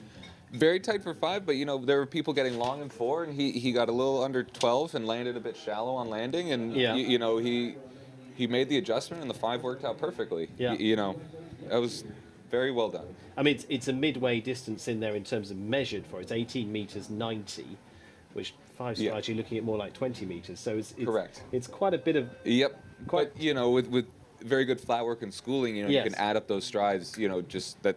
You know, we practice that a lot at home. You know, in case of emergency. Well, and if you've ever been to some of the clinics, and we used to watch Jeff Billington do it all the time at home, you'd stand there with a distance, a longer distance, and say, okay, do you want 4? Do you want 5? Do you want 6? Do you want 7? And yes, it was a bit of fun at the time, but also there's a reality to that of having that ability going, okay, they've measured 4, but I can play with that if I need to. Yeah, and knowing what you need to do to make that number work. Yeah. Bliss here's Antidote de Mars from Las Vegas, Nevada. The Bridgeside Farms on this 11-year-old lovely horse. Grand Prix winning combination in Traverse City earlier on this season. Finished on the podium in Atomi. And one of the nicest horse and rider combinations to watch. It really is very much Carl a pair, isn't it? Oh yeah, it's very much a pair. They you know, you could just see they work well together. Yeah. You know, and it's really given Bliss so much more confidence at this level, and now she's, you know, it lifts the level of her riding for the other horses. You know, being able to have that experience, have that, you know, that anchor horse that you know is going to be there. And which has that been feeding? She's got a bit long there. Ooh.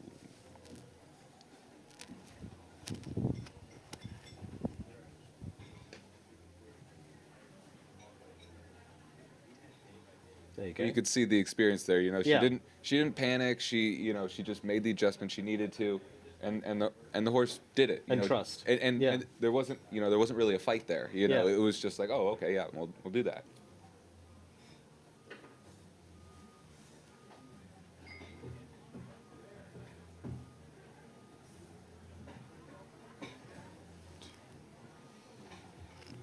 Coming home neatly with just one to go. Time will be easy enough for them. Bliss here's an antidote to Mars, an ever popular crowd favourite. Gives us the ninth of the clear rounds. There's 9 clear rounds coming out of this, which, you know, is starting to become a bigger number, which is good. Yeah, you know, I think when we walked the course, you know, it's big, but you know, it wasn't. It's jumpable. Yeah, when you walked it, you're definitely walking a jumpable track, and as we spoke earlier, the time allowed isn't tight, so that's not really a factor that the riders are having to deal with, and so that makes it easier. And you know, on one side, you know, it's argument: do you want the first round to be crazy tough and have only 2 in the jump off, or do you want the first round to be a bit easier, have more in the jump off and more going for it? You know, But the clear rounds are nice rounds, if you like. Yes. You're talking about ones like McLean's round, like Adrian's round. They've got a nice rhythm around. Yep. Of course, there are big fences out there, but you can see how once you get in the right groove, how it can work. And unfortunately, the wrong groove there is they have the first fence down there for Jordan Coyle. this horse is very interesting in the way it goes, and Jordan said it goes that way, and you can't change it. But when it's on, it's really on. He won the qualifier and the Grand Prix in Upperville with this horse earlier this year, and it was just like, you know, at that show there were tons of great riders, but no one could touch it. Yeah. And then there are other rounds where it just isn't working. Yeah. You could see full release. You know, there's just his head's all the way out. You know, it's a very non-traditional way of going, but you know, the goal is clear. The goal is not go clear and look a certain way. The goal is clear. And again, it goes back to a little bit of what we were saying. You've got to trust and know the horse you're on. You know, it's as you say, it's not a traditional way of doing it, but most of the time it does work. Yep. And you know, because as much as we'd love to think as riders we can change the horses, there's a lot of stuff we can't change, and actually trying to change it will make the horse worse. Yeah.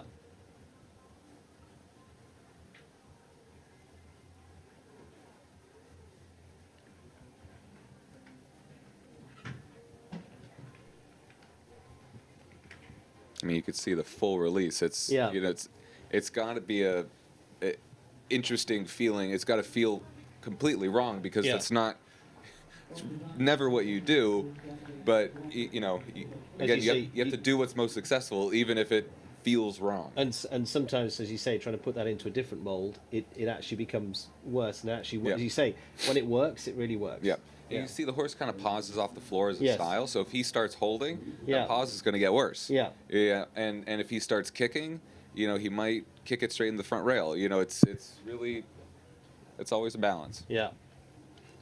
Well, there we go. Jordan Coyle heads on out on 13 there, 86.94 for Jordan. Leaves us 3 left to come in the first round. It's going to be Erin Ballard and Billy Alpen as the next up for the Bennett House and AN Breeding Limited. Another 9-year-old in here by Cardento, but Erin, as ever, is very good at very quickly picking up the reins with the horse and getting a great result with it. So we'll see how Erin fares. It's gone very nicely with this horse that was produced in Great Britain originally.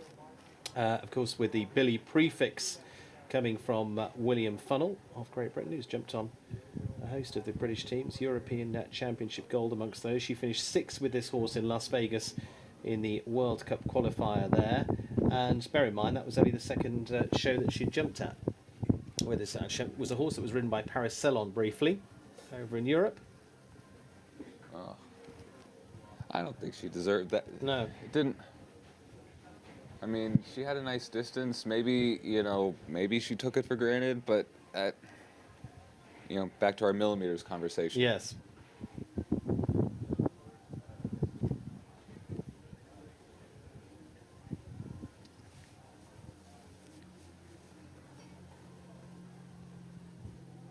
But again, she just has that ability to very quickly work with the horse and really get a great result of it. What do you think is her? I won't say this is not so much a secret; it's an ability.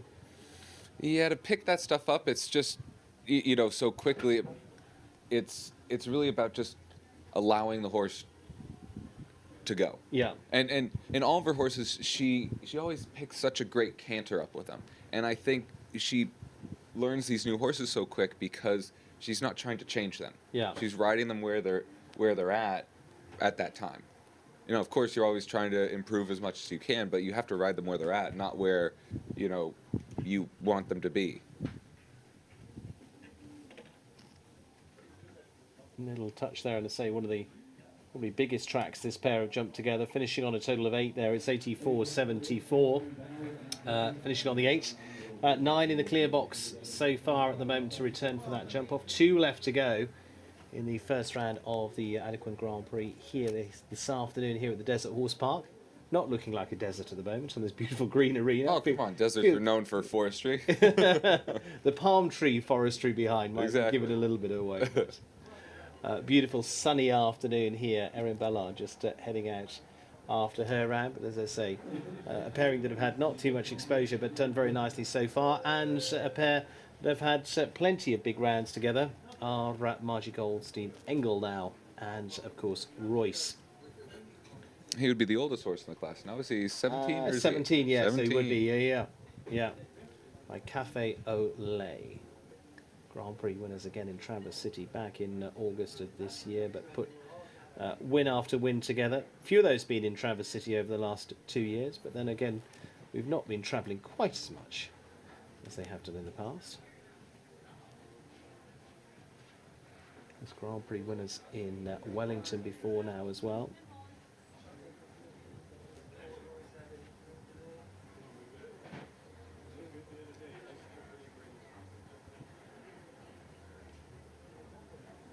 Beautiful.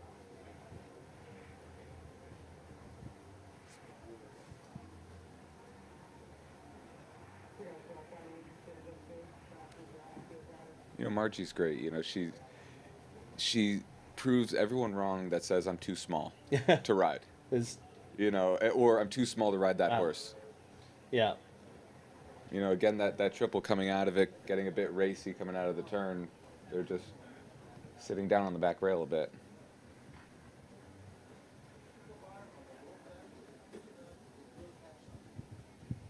But again, it comes down to ability. I mean, she is one of the bravest, toughest riders I think we've ever encountered, and she's got the results to prove for it. Absolutely. Couple down today, okay, but it's that grit and determination. Yeah. It's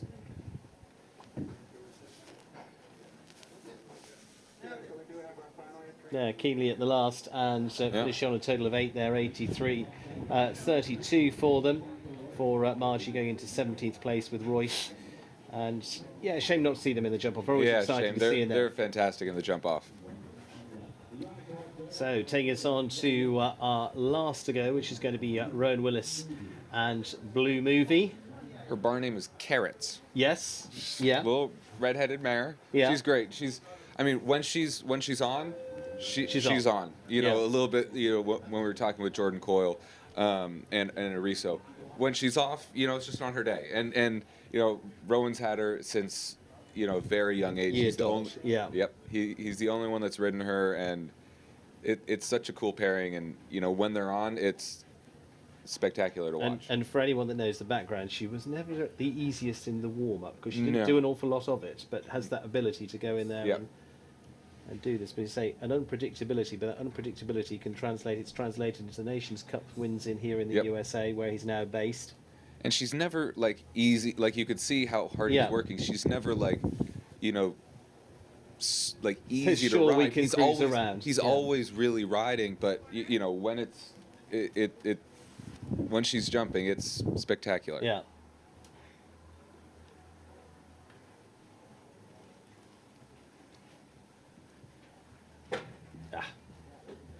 He was just having to probably do a little bit too much. Well, yeah, that 6 got very, very hard for him to get done. And at that point as a rider, you have to take the power away. Yeah. Because you can't just compress the stride while keeping the power. You have to take power away, and it makes those back rails really far away.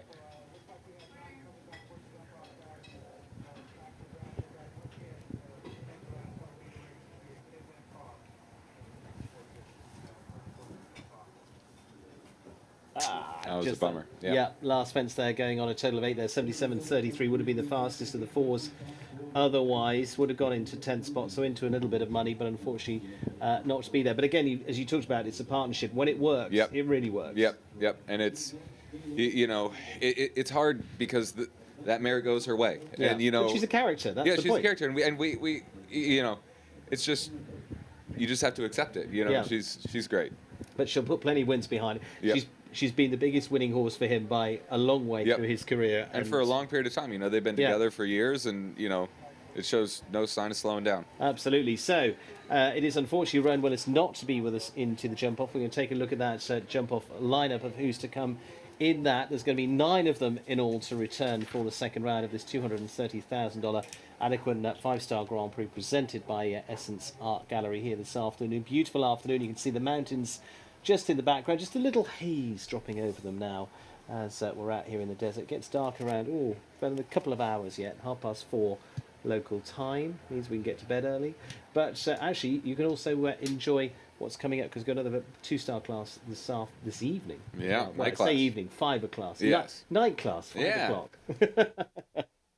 Well, we're going to take 2 commercials in just a second. Let's remind you of those going through to that jump-off. Cassia Rivetti, Eugenio Garza, Amy Miller, Katie Laurie, Andrew Burns. It is going to be Adrian Sternick, McLean Ward, Connor Swale, Bliss Hears. Tantalising, exciting, and we're going to let you get your breath. Let's see you in a few minutes.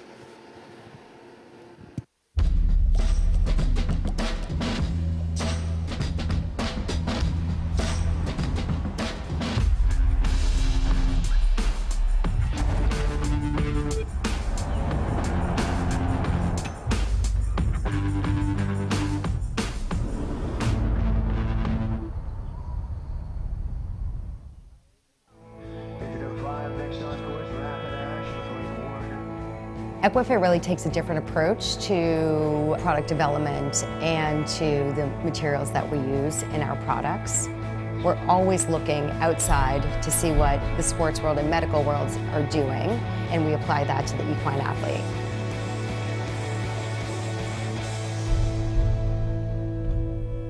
We love horses, so that's just what really fuels us to do what we do. I'm Danielle Toronto, and we are customers of Marshall and Sterling.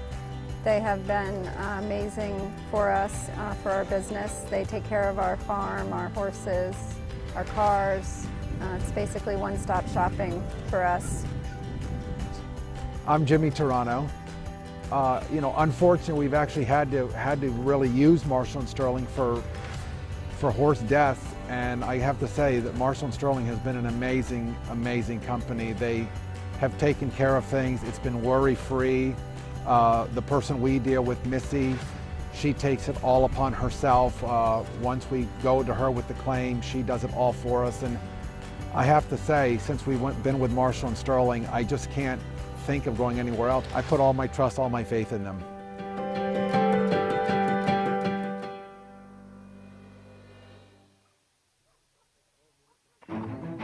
How do we help horses thrive? We tackle problems using science. Plus, our love of horses pushes us until we get it right.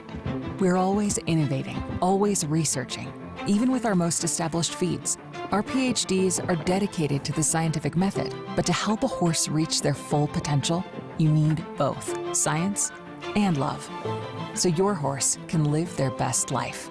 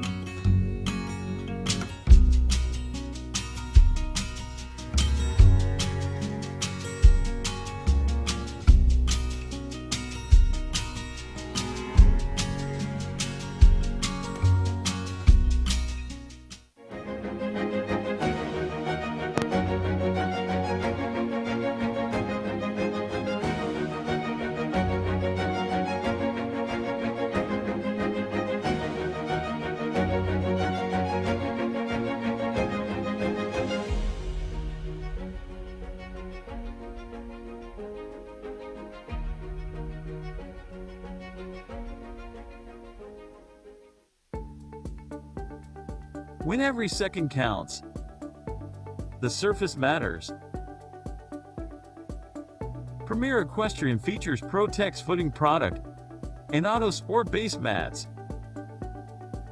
Mats absorb up to 40% of the concussion. Pro-Tex provides maximum stability. Premier Equestrian is the official footing partner of Major League Show Jumping. Contact us about your arena at premierequestrian.com. Caliday is the official outfitter of the Major League Show Jumping Series. Apparel providers to many of the top riders in the world as they compete for over $7 million in prize money. A series that takes place over 10 events at North America's premier show jumping venues. Caliday provides top quality products that give a modern take on the storied equestrian lifestyle. If you're attending events, come and visit us at each of the destinations where you can shop the entire Major League Show Jumping official clothing collection or visit our website for more information.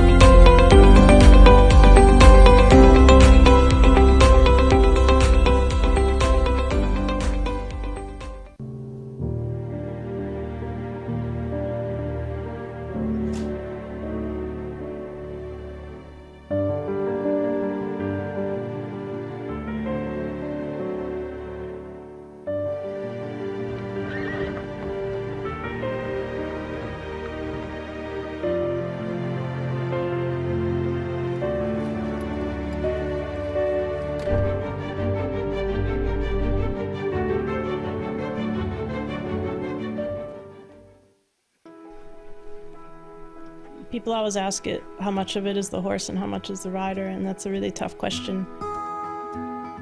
It's not always pushing one button and having something happen. It's each of us anticipating the other one's moves and trusting each other.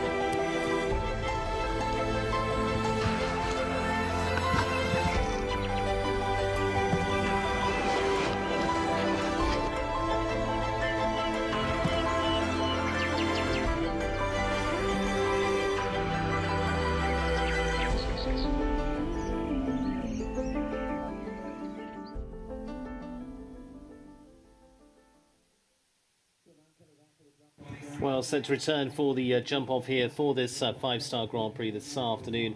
The Adequan presenting class presented by Essence Art Gallery. Adequan are our title sponsor of the class here this afternoon here at the Desert Horse Park. Less of a desert as we look out on the beautiful green arena here and set for the jump-off of this $230,000 Grand Prix class. One of two five-star classes here this week is, well, over the next 2 weeks is going to make for an exciting few weeks of competition. This week it's on the turf. Next week we're under the lights over in the stadium as well, and it's going to be top class from one end to another.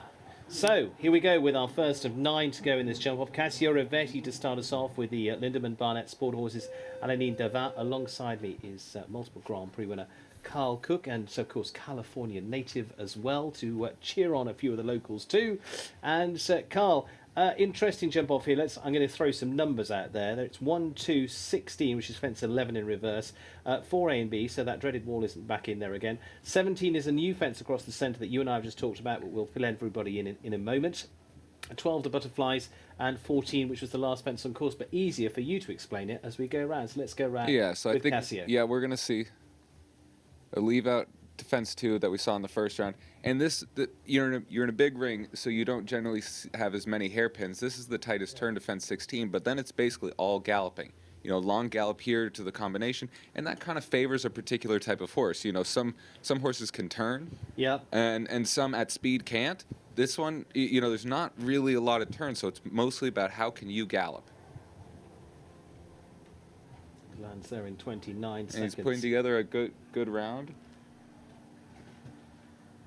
1, 2, 3, 4, 5, 6, 7, 8, 9, 10. Yeah, when I walked, I thought 10 for sure in the jump off. I thought there was a chance of seeing 9. I think he wanted 9 in his eye, but I don't think it ever showed up. But that's a fantastic round for the first to go. I think we could see maybe a second shaved. Yeah. I'd say second, maybe 2. Yeah. Because there's some areas where he was going, but he, was a bit wide or had to add a stride. But he put together a really great round.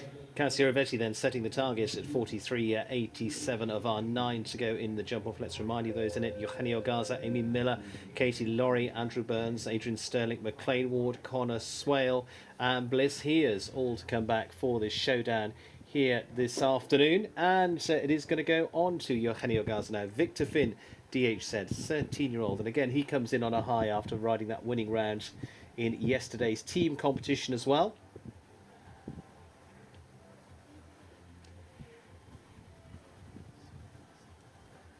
Bummer, he didn't give enough time for that 7. And this turn to 16 is interesting because you really have to late apex it. If you think of car racing, I'm going to say, go explain that one to me. So you don't want to be, you want to touch the very end of the turn, so you want to actually be wide in the beginning. Yeah. And that will allow you to carry more speed out of the turn, which will save time there and on landing from fence 16. It's a very interesting turn. Eugenio still chasing down. Of course, there's big money down the line here as well. And 9 down the line. He just tried to take down on a fraction of an angle to the last, just to save a little bit. Yep, and you could see, he had fence 2 down.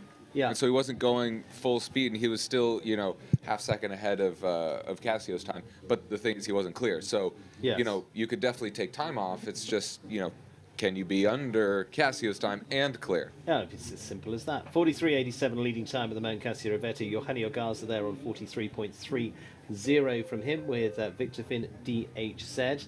Amy Miller now, the Canadian with Truman. And after finishing well in Caledon, returns to the international ring. A little bit of a break. So should be fresh and ready to go for this pairing here as well. Just as the shadows lengthen across this beautiful grass arena.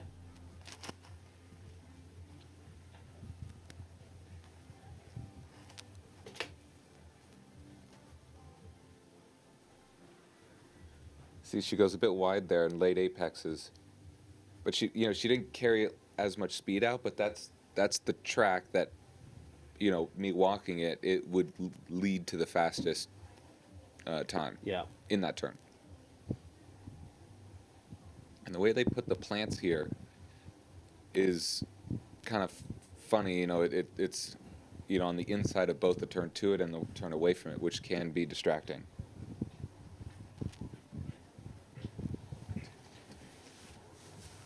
Not going to be quite as fast as Cassio Rivetti, but a good round nonetheless. And so we'll get home in 47.50 to go into second spot there for Amy Miller and Truman. Steadier on the clock, but again, puts a solid clear in and gets them in the money. Solid clear, and with some of the ones coming, really trying to put the medal down, they might have a rail, and that gives a better result for Amy. For you, and it's a positive round too. Absolutely. For you mentioned the plants in there. We're just looking across the centre.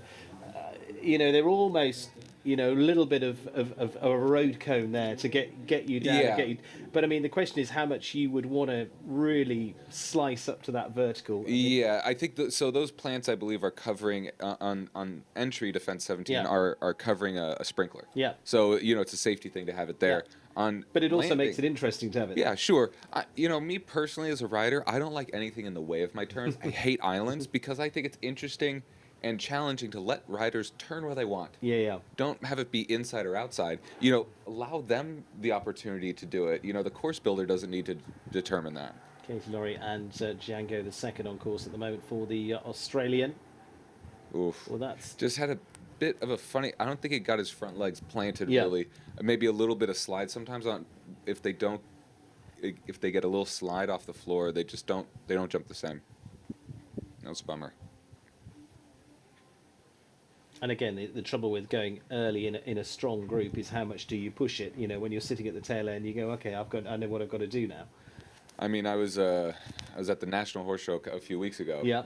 And you know, it was a super fast jump off, but Yes. everyone was having rails. Yes. And then Kent wins it by just cantering around. Yeah. You know, like it's kind of it was easier for him. It was at kind that of level. anticlimactic, but that was because he went late in the order and he saw that no one's clear. I'm just gonna canter myself around and he won it that way. Yeah. You know, so there is an advantage, of course, going last, but also there's more pressure. But you're also into the risk element of it. You go cantering round, and there's no guarantee you're not going to clip something along the way. Correct. And also, like, you know, when you go early, like, you know, Cassio going first, of course, it's important to go as fast as you can. Yeah. And that also then puts pressure on the ones to come. You know, and a lot of times it can be a very beatable time, but since they're all trying to chase it, it ends up being unbeatable. Yeah. So leading the way, Cassio Ravetti on 43.87 so far. A couple have gone close to that, including Eugenio Garza. Andrew Burns now, C top blue for the Irish rider. Going to be our fifth of the lineup of 9 to come in this. Remember, we've still got Adrian Sternick, McLean Ward, Connor Swell, Bliss Hears. And again, it's how much the early riders then put it, as you say, a little bit like Kent at the National Horse Show, put it on a plate for them and say, well, come on then. Yeah, and they're not trying to put it on a plate. You know, they're trying to go quick. They're trying to, you know, and it just... You say you can just come into that early pressure, Andrew. I think it's almost important to come slow to fence 1 so you can accelerate the 7 to fence 2. Okay. Because that then helps you carry more speed to fence 2 and away from fence 2. You know, some rounds you really want to go full speed at fence from the start. But I think with this one, and the timers are close to fence 1, so you don't really lose any time. You know, just being a bit. And I have to say, the grass is doing a good job holding together. You know, even the best grass in the world will always be more slippery than our sands nowadays. Oh, that was a bummer. A little hind toe. There we go. That's a shame. And the time was very good as well. 43.98. It would have been just a fraction behind that of Cassio Ravetti had it stayed up. Here we see back into it. It didn't look a lot, actually, when you look back at the replay, and it was a little bit of a very light rub. I think, Yeah. it was hard coming out of that left turn. I don't think he got the shoulders and the hind end all the way squared, which doesn't allow the horse to put even pressure on both hinds, and you just have a slight lower amount of power off the floor, and just gave it just a tiny toe. So it is on to our latter part of this. 4 left to come in this Grand Prix, and it's Adrian Sterling now, the Starlight Farms Benny's Legacy. Now this is one this could be written all over. They're definitely capable of going clear, going faster. Yeah. You know, it's just whether they can put the round together that's their plan going in. Yeah. Cassio Ravetti leads 43.87 so far.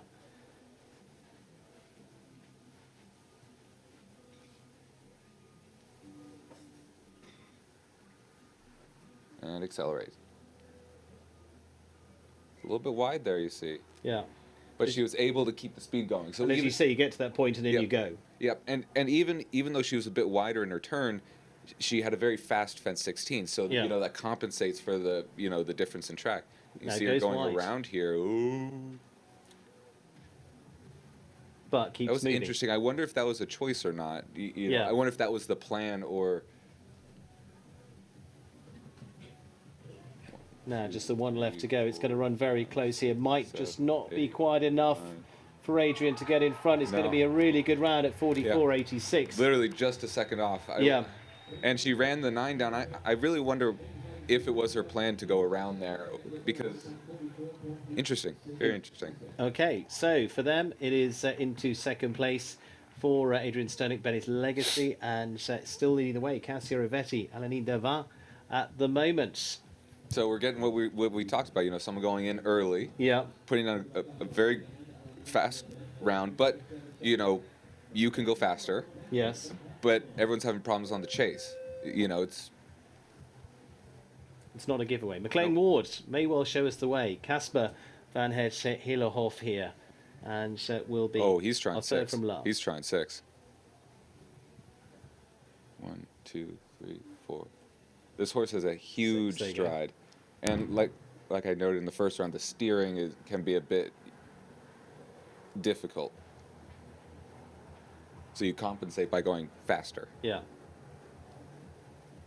Oof, that's unfortunate. He didn't get fully set in that turn. You know, he just got a little under it.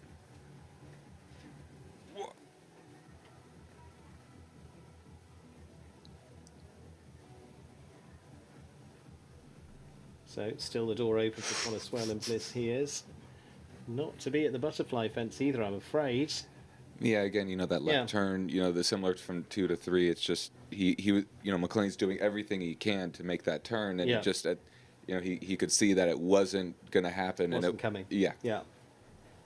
And it's really not a fun feeling. No. I've had it, you know, where you're trying for a turn, and you could see it, it's the worst feeling.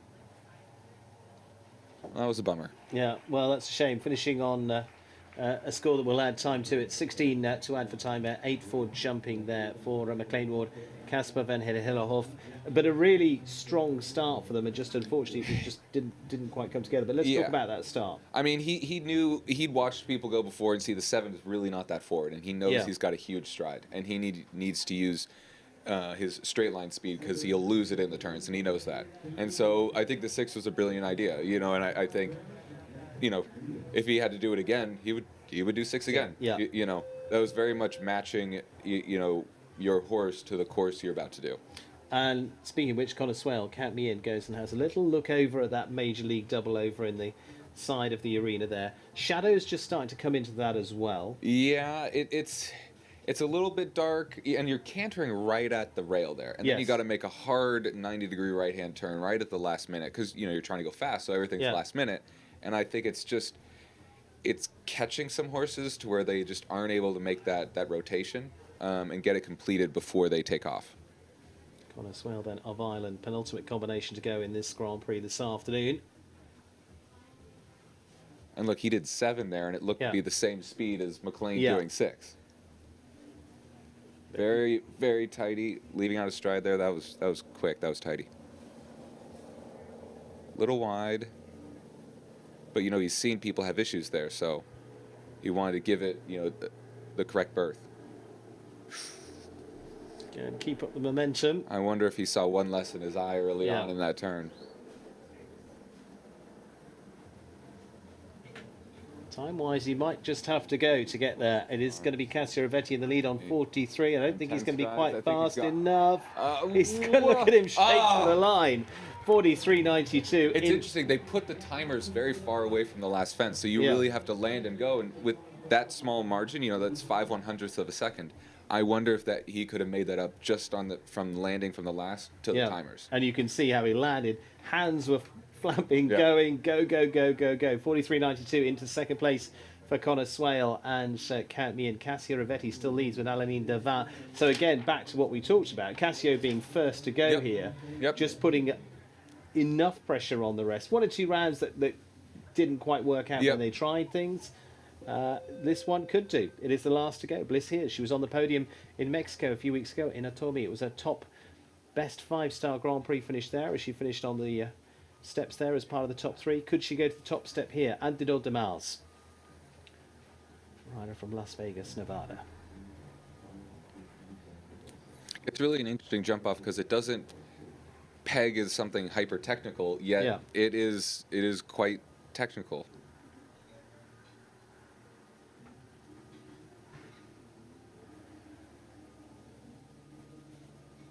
And again, in terms of suiting, that was a pair that was always going to go really on the 7 strides down there. And she was tidy there, but not, you wouldn't say quick, but tidy. A little, pretty wide here and pulling. There's the fork faults. But I would say I think she was a little bit behind the time. I wonder, you know, it didn't look like full out, you know, for the win. And again, that's the trouble, as you say, you come down the line, you can really push down there, but that double sitting there is a little bit of a road bump as well to say, no, you can't quite do that. And she's seen a bunch of people have issues there. Yeah. You know, so she tries to protect it and you know, still has a rail. I think it's also interesting and great. We were talking about it earlier, you know, Cassio winning. You know, he just moved out to the West Coast, and, you know, you could call him a West Coaster, even though he obviously is not from the West Coast. But it's great for someone from the West Coast to base here. Who bases here to show up, jump double clear, and win against all the people coming in from out of state. Absolutely. So Cassio Rivetti will be our winner of this Adequan Grand Prix presented by Essence Art Gallery this afternoon. Alani Devin, first man out of the starting blocks, finishes as the number 1. Connor Swale finishes in second with Count Me In. Adrian Sterlich in third with Benny's Legacy. Amy Miller in fourth place in the end with Truman. Fifth place to Andrew Burns and C Top Blue. Eugenio Garza, good finish overall this week, again finishing in 6th place this time in the Grand Prix. 7th to the last to go there, Bliss Hears, and 8th to Katie Laurie and Django the second. It's just a prelude of what's to come. Next week we're over in the stadium, Carl. How are you feeling about that one? I'm feeling good. I mean, I didn't get a show today, so I didn't feel good about that. But I'll be showing next week, you know, assuming everything goes well. And the stadium, it's cool to have 2 different stadiums, 2 different environments, 2 different footings. It's going to be exciting. And, you know, for it to be the last, you know, the last Major League show, you know, it's the final one. That's really great. Excellent. Carl, good luck for next week. Thank you very much for joining us today. Very kind of you to give your time. It is a win for Cassio Rivetti in this $230,000 Adequan Grand Prix presented by Essence Art Gallery. We're going to get a few words from our sponsors, and well done to Cassio Rivetti. Presentation on the way.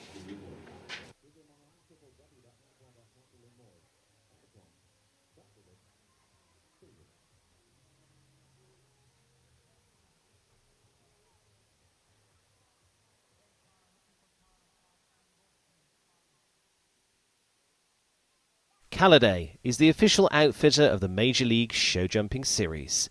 Apparel providers to many of the top riders in the world as they compete for over $7 million in prize money. A series that takes place over 10 events at North America's premier show jumping venues. Caliday provides top quality products that give a modern take on the storied equestrian lifestyle. If you're attending events, come and visit us at each of the destinations where you can shop the entire Major League Show Jumping official clothing collection, or visit our website for more information. When every second counts, the surface matters. Premier Equestrian features Pro-Tex footing product and Auto Sport base mats. Mats absorb up to 40% of the concussion. Pro-Tex provides maximum stability. Premier Equestrian is the official footing partner of Major League Show Jumping. Contact us about your arena at premierequestrian.com.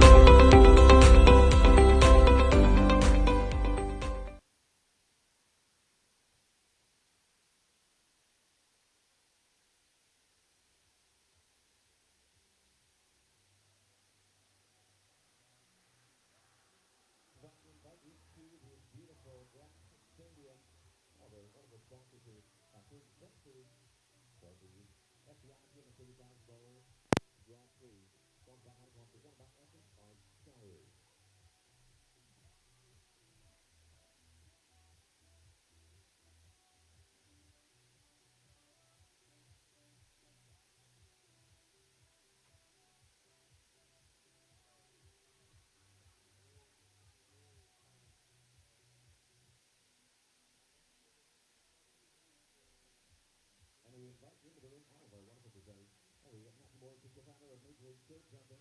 He likes the matter of Major League stud jumping. The athletes over International Horse Park.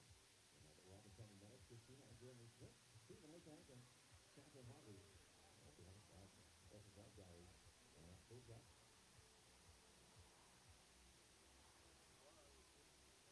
We'll get our classes over those top rows up in this with our presentation. And what a great competition. 9 in the drop-off round. And we will. Here we go.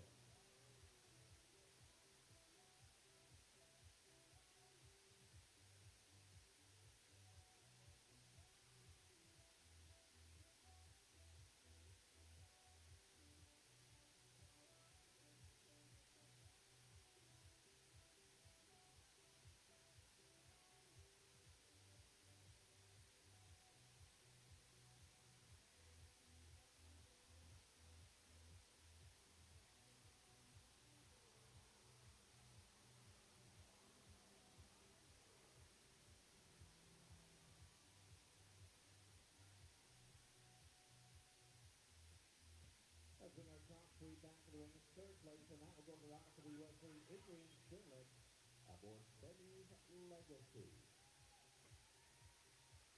For the highest station American rider right there. FBI 5-star $230,000 Grand Prix. In second, the rider for Ireland, Connor Prix aboard Catch Me In.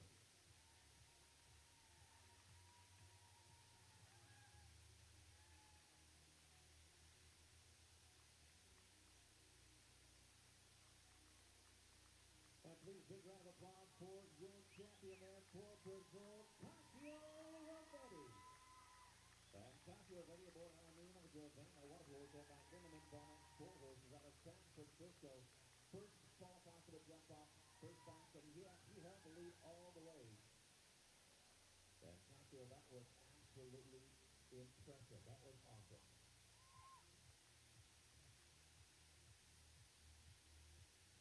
Well, just here about Anina Grovan. The winning horse will get Casio Rovetti. Around about the horse owned by Lindemann Bonnet, 4 horses of San Francisco. And we're going to get our top 3 just to hop off there now. And as the handlers just round those wonderful horses, top 3. Right there, something is $230,000 at the 5-star Grand Prix. Club by Anagram, presented by Essence Art Gallery.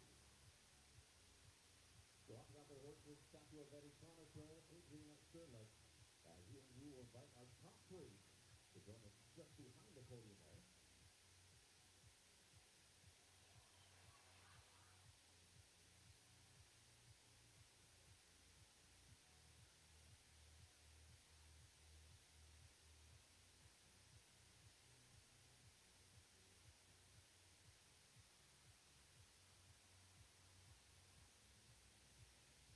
Well, and our rider in third place, and we will require Neil Hackler to step up on the podium. That is Adrian Sternlick. That's good rider for the USA, just 28 years of age. What a phenomenal rider for the USA.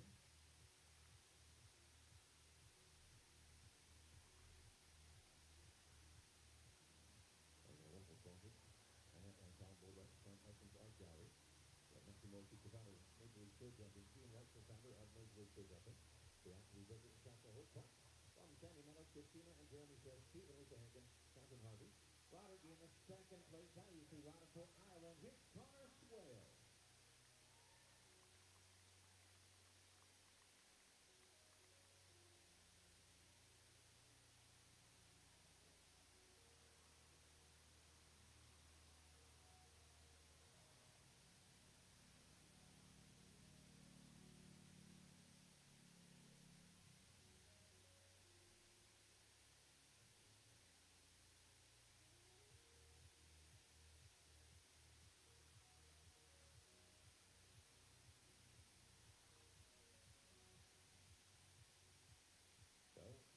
One more person to introduce, and my pleasure to introduce our champion, Casio Rovetti.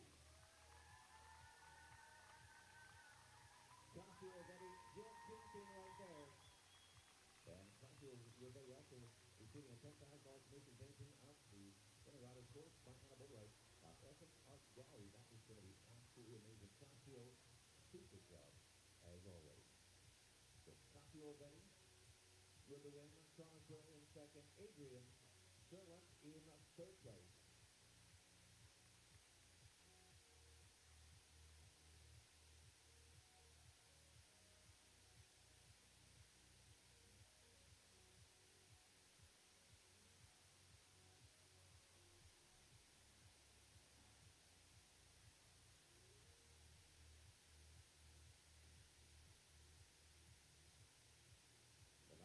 Prix, we're going to get everybody, all of our wonderful presenters, our guests on the field to join us in the win photograph. The top three, Casio Betty, Connoisseur, Adrian Sturner.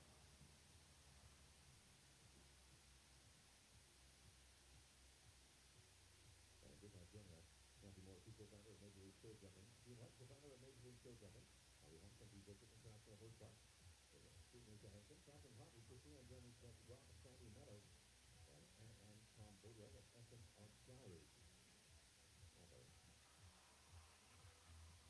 Wonderful guests joining us here in this amazing grass stadium.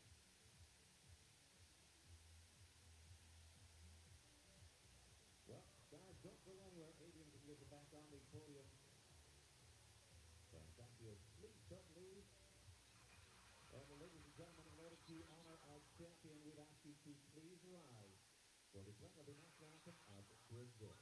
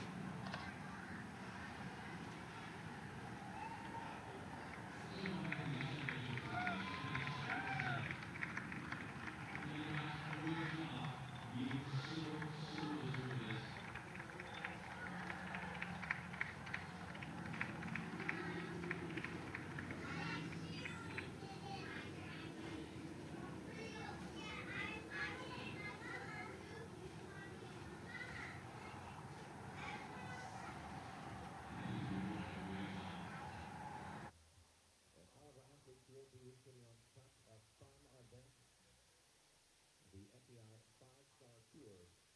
We're part of the 2021 Desert Holiday Week #1. Our Major League Show Jumping.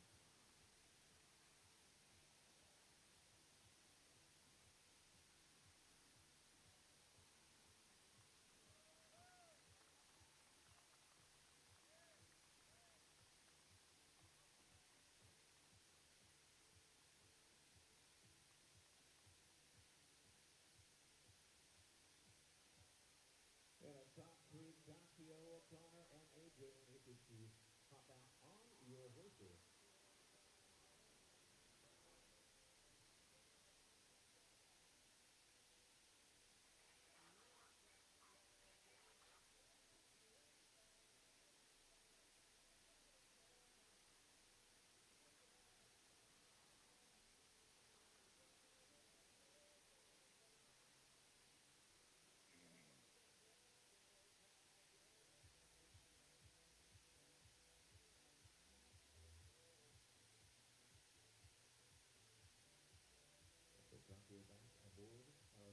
the van tries opening it on. Kathleen in, neither insurance on her mount. Benny's Legacy. Our top three from the FBI 5-star Grand Prix. Now we move all through on their mount. One more thing to do, and that is out the champion Cocktail, ready to lead our field on our victory ride.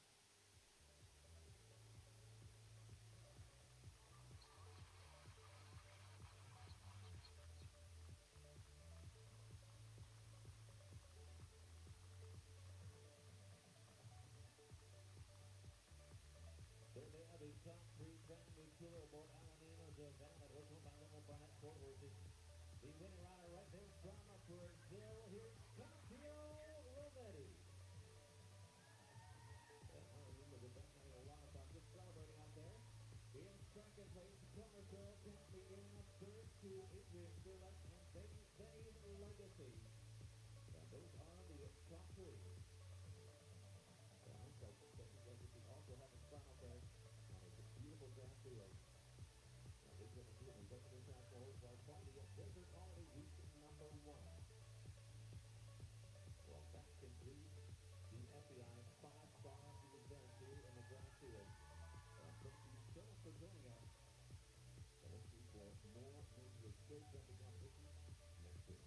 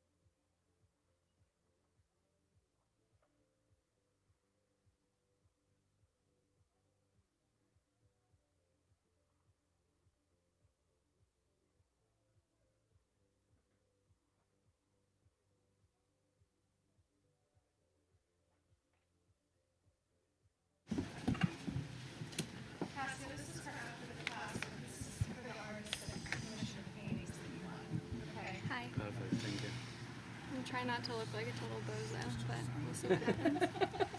It's so much easier for guys. They just like put on a hat. All right, cheers, man. You can put on a hat.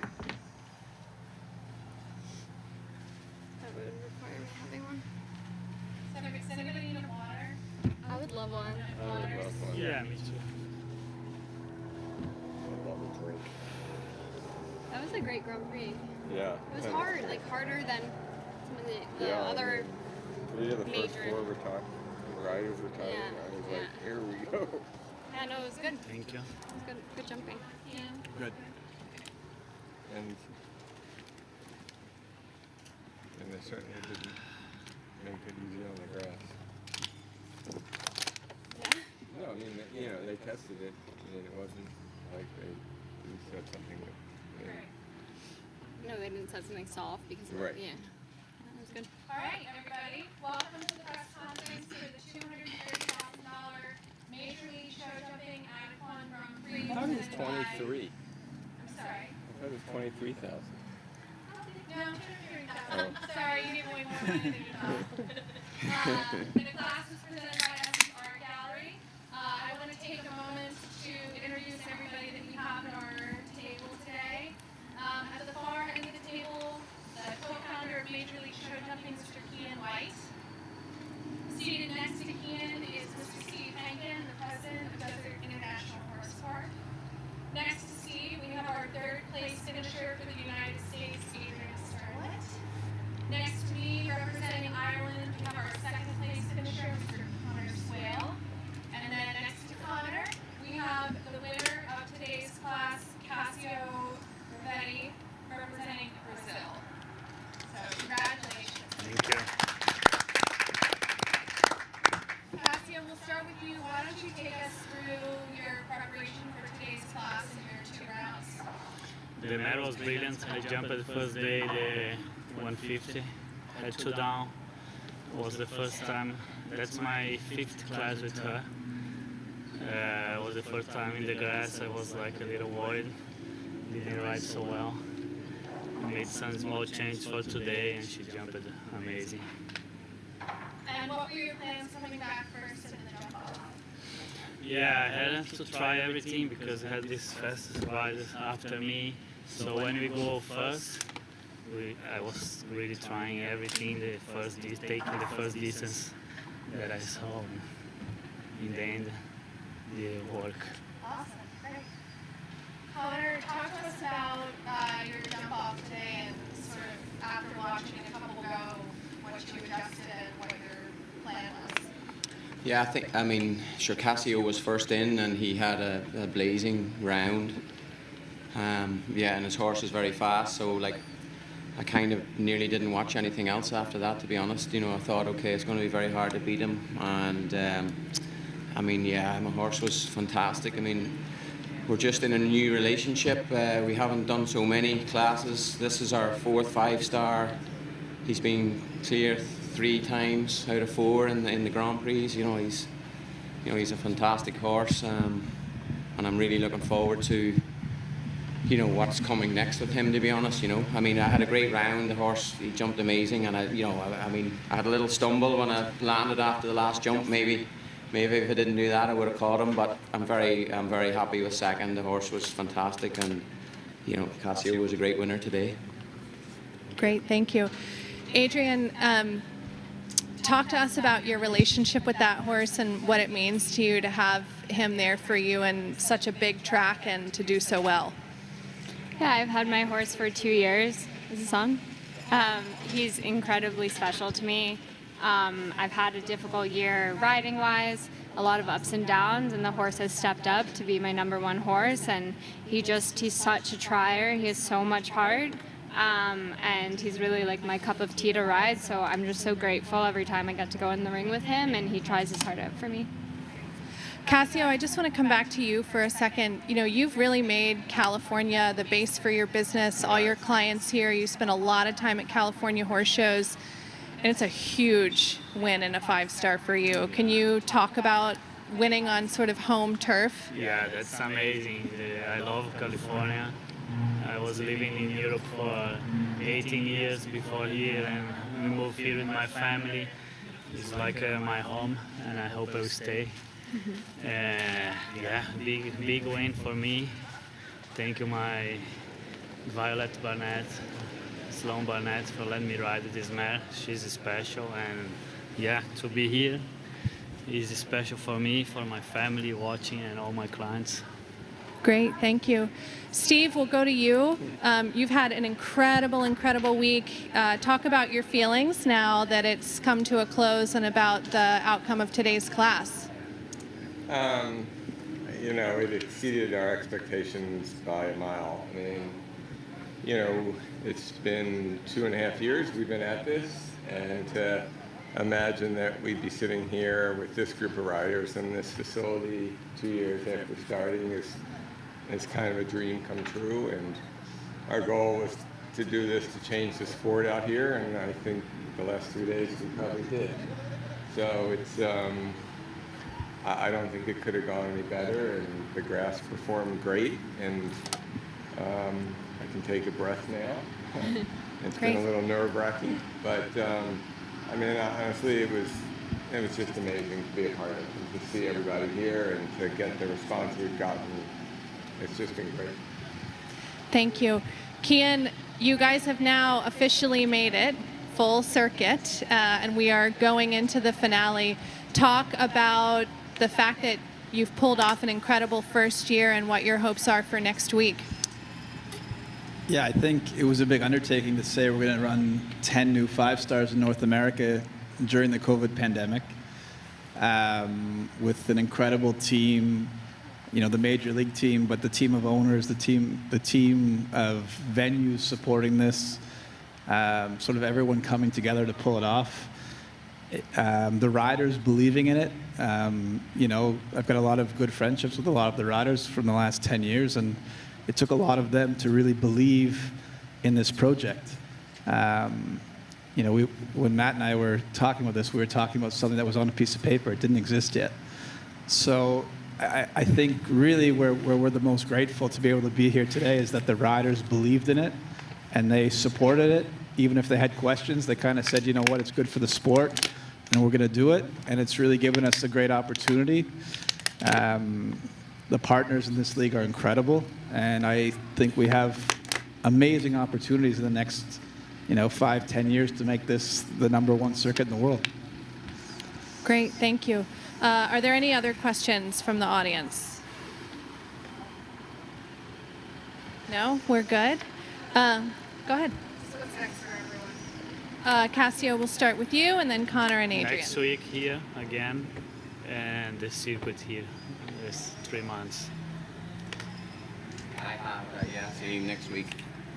Yeah, next week here again, and then I go to Texas and do the World Cup there in Texas. And then, we'll take a little break for a few weeks, and I'm actually starting back in Wellington for a few weeks before I come back here around mid-January, so not much break, but I don't really want a break at the moment, to be honest, the way everything's going. My horses are amazing, so I enjoy what I'm doing. Adrian.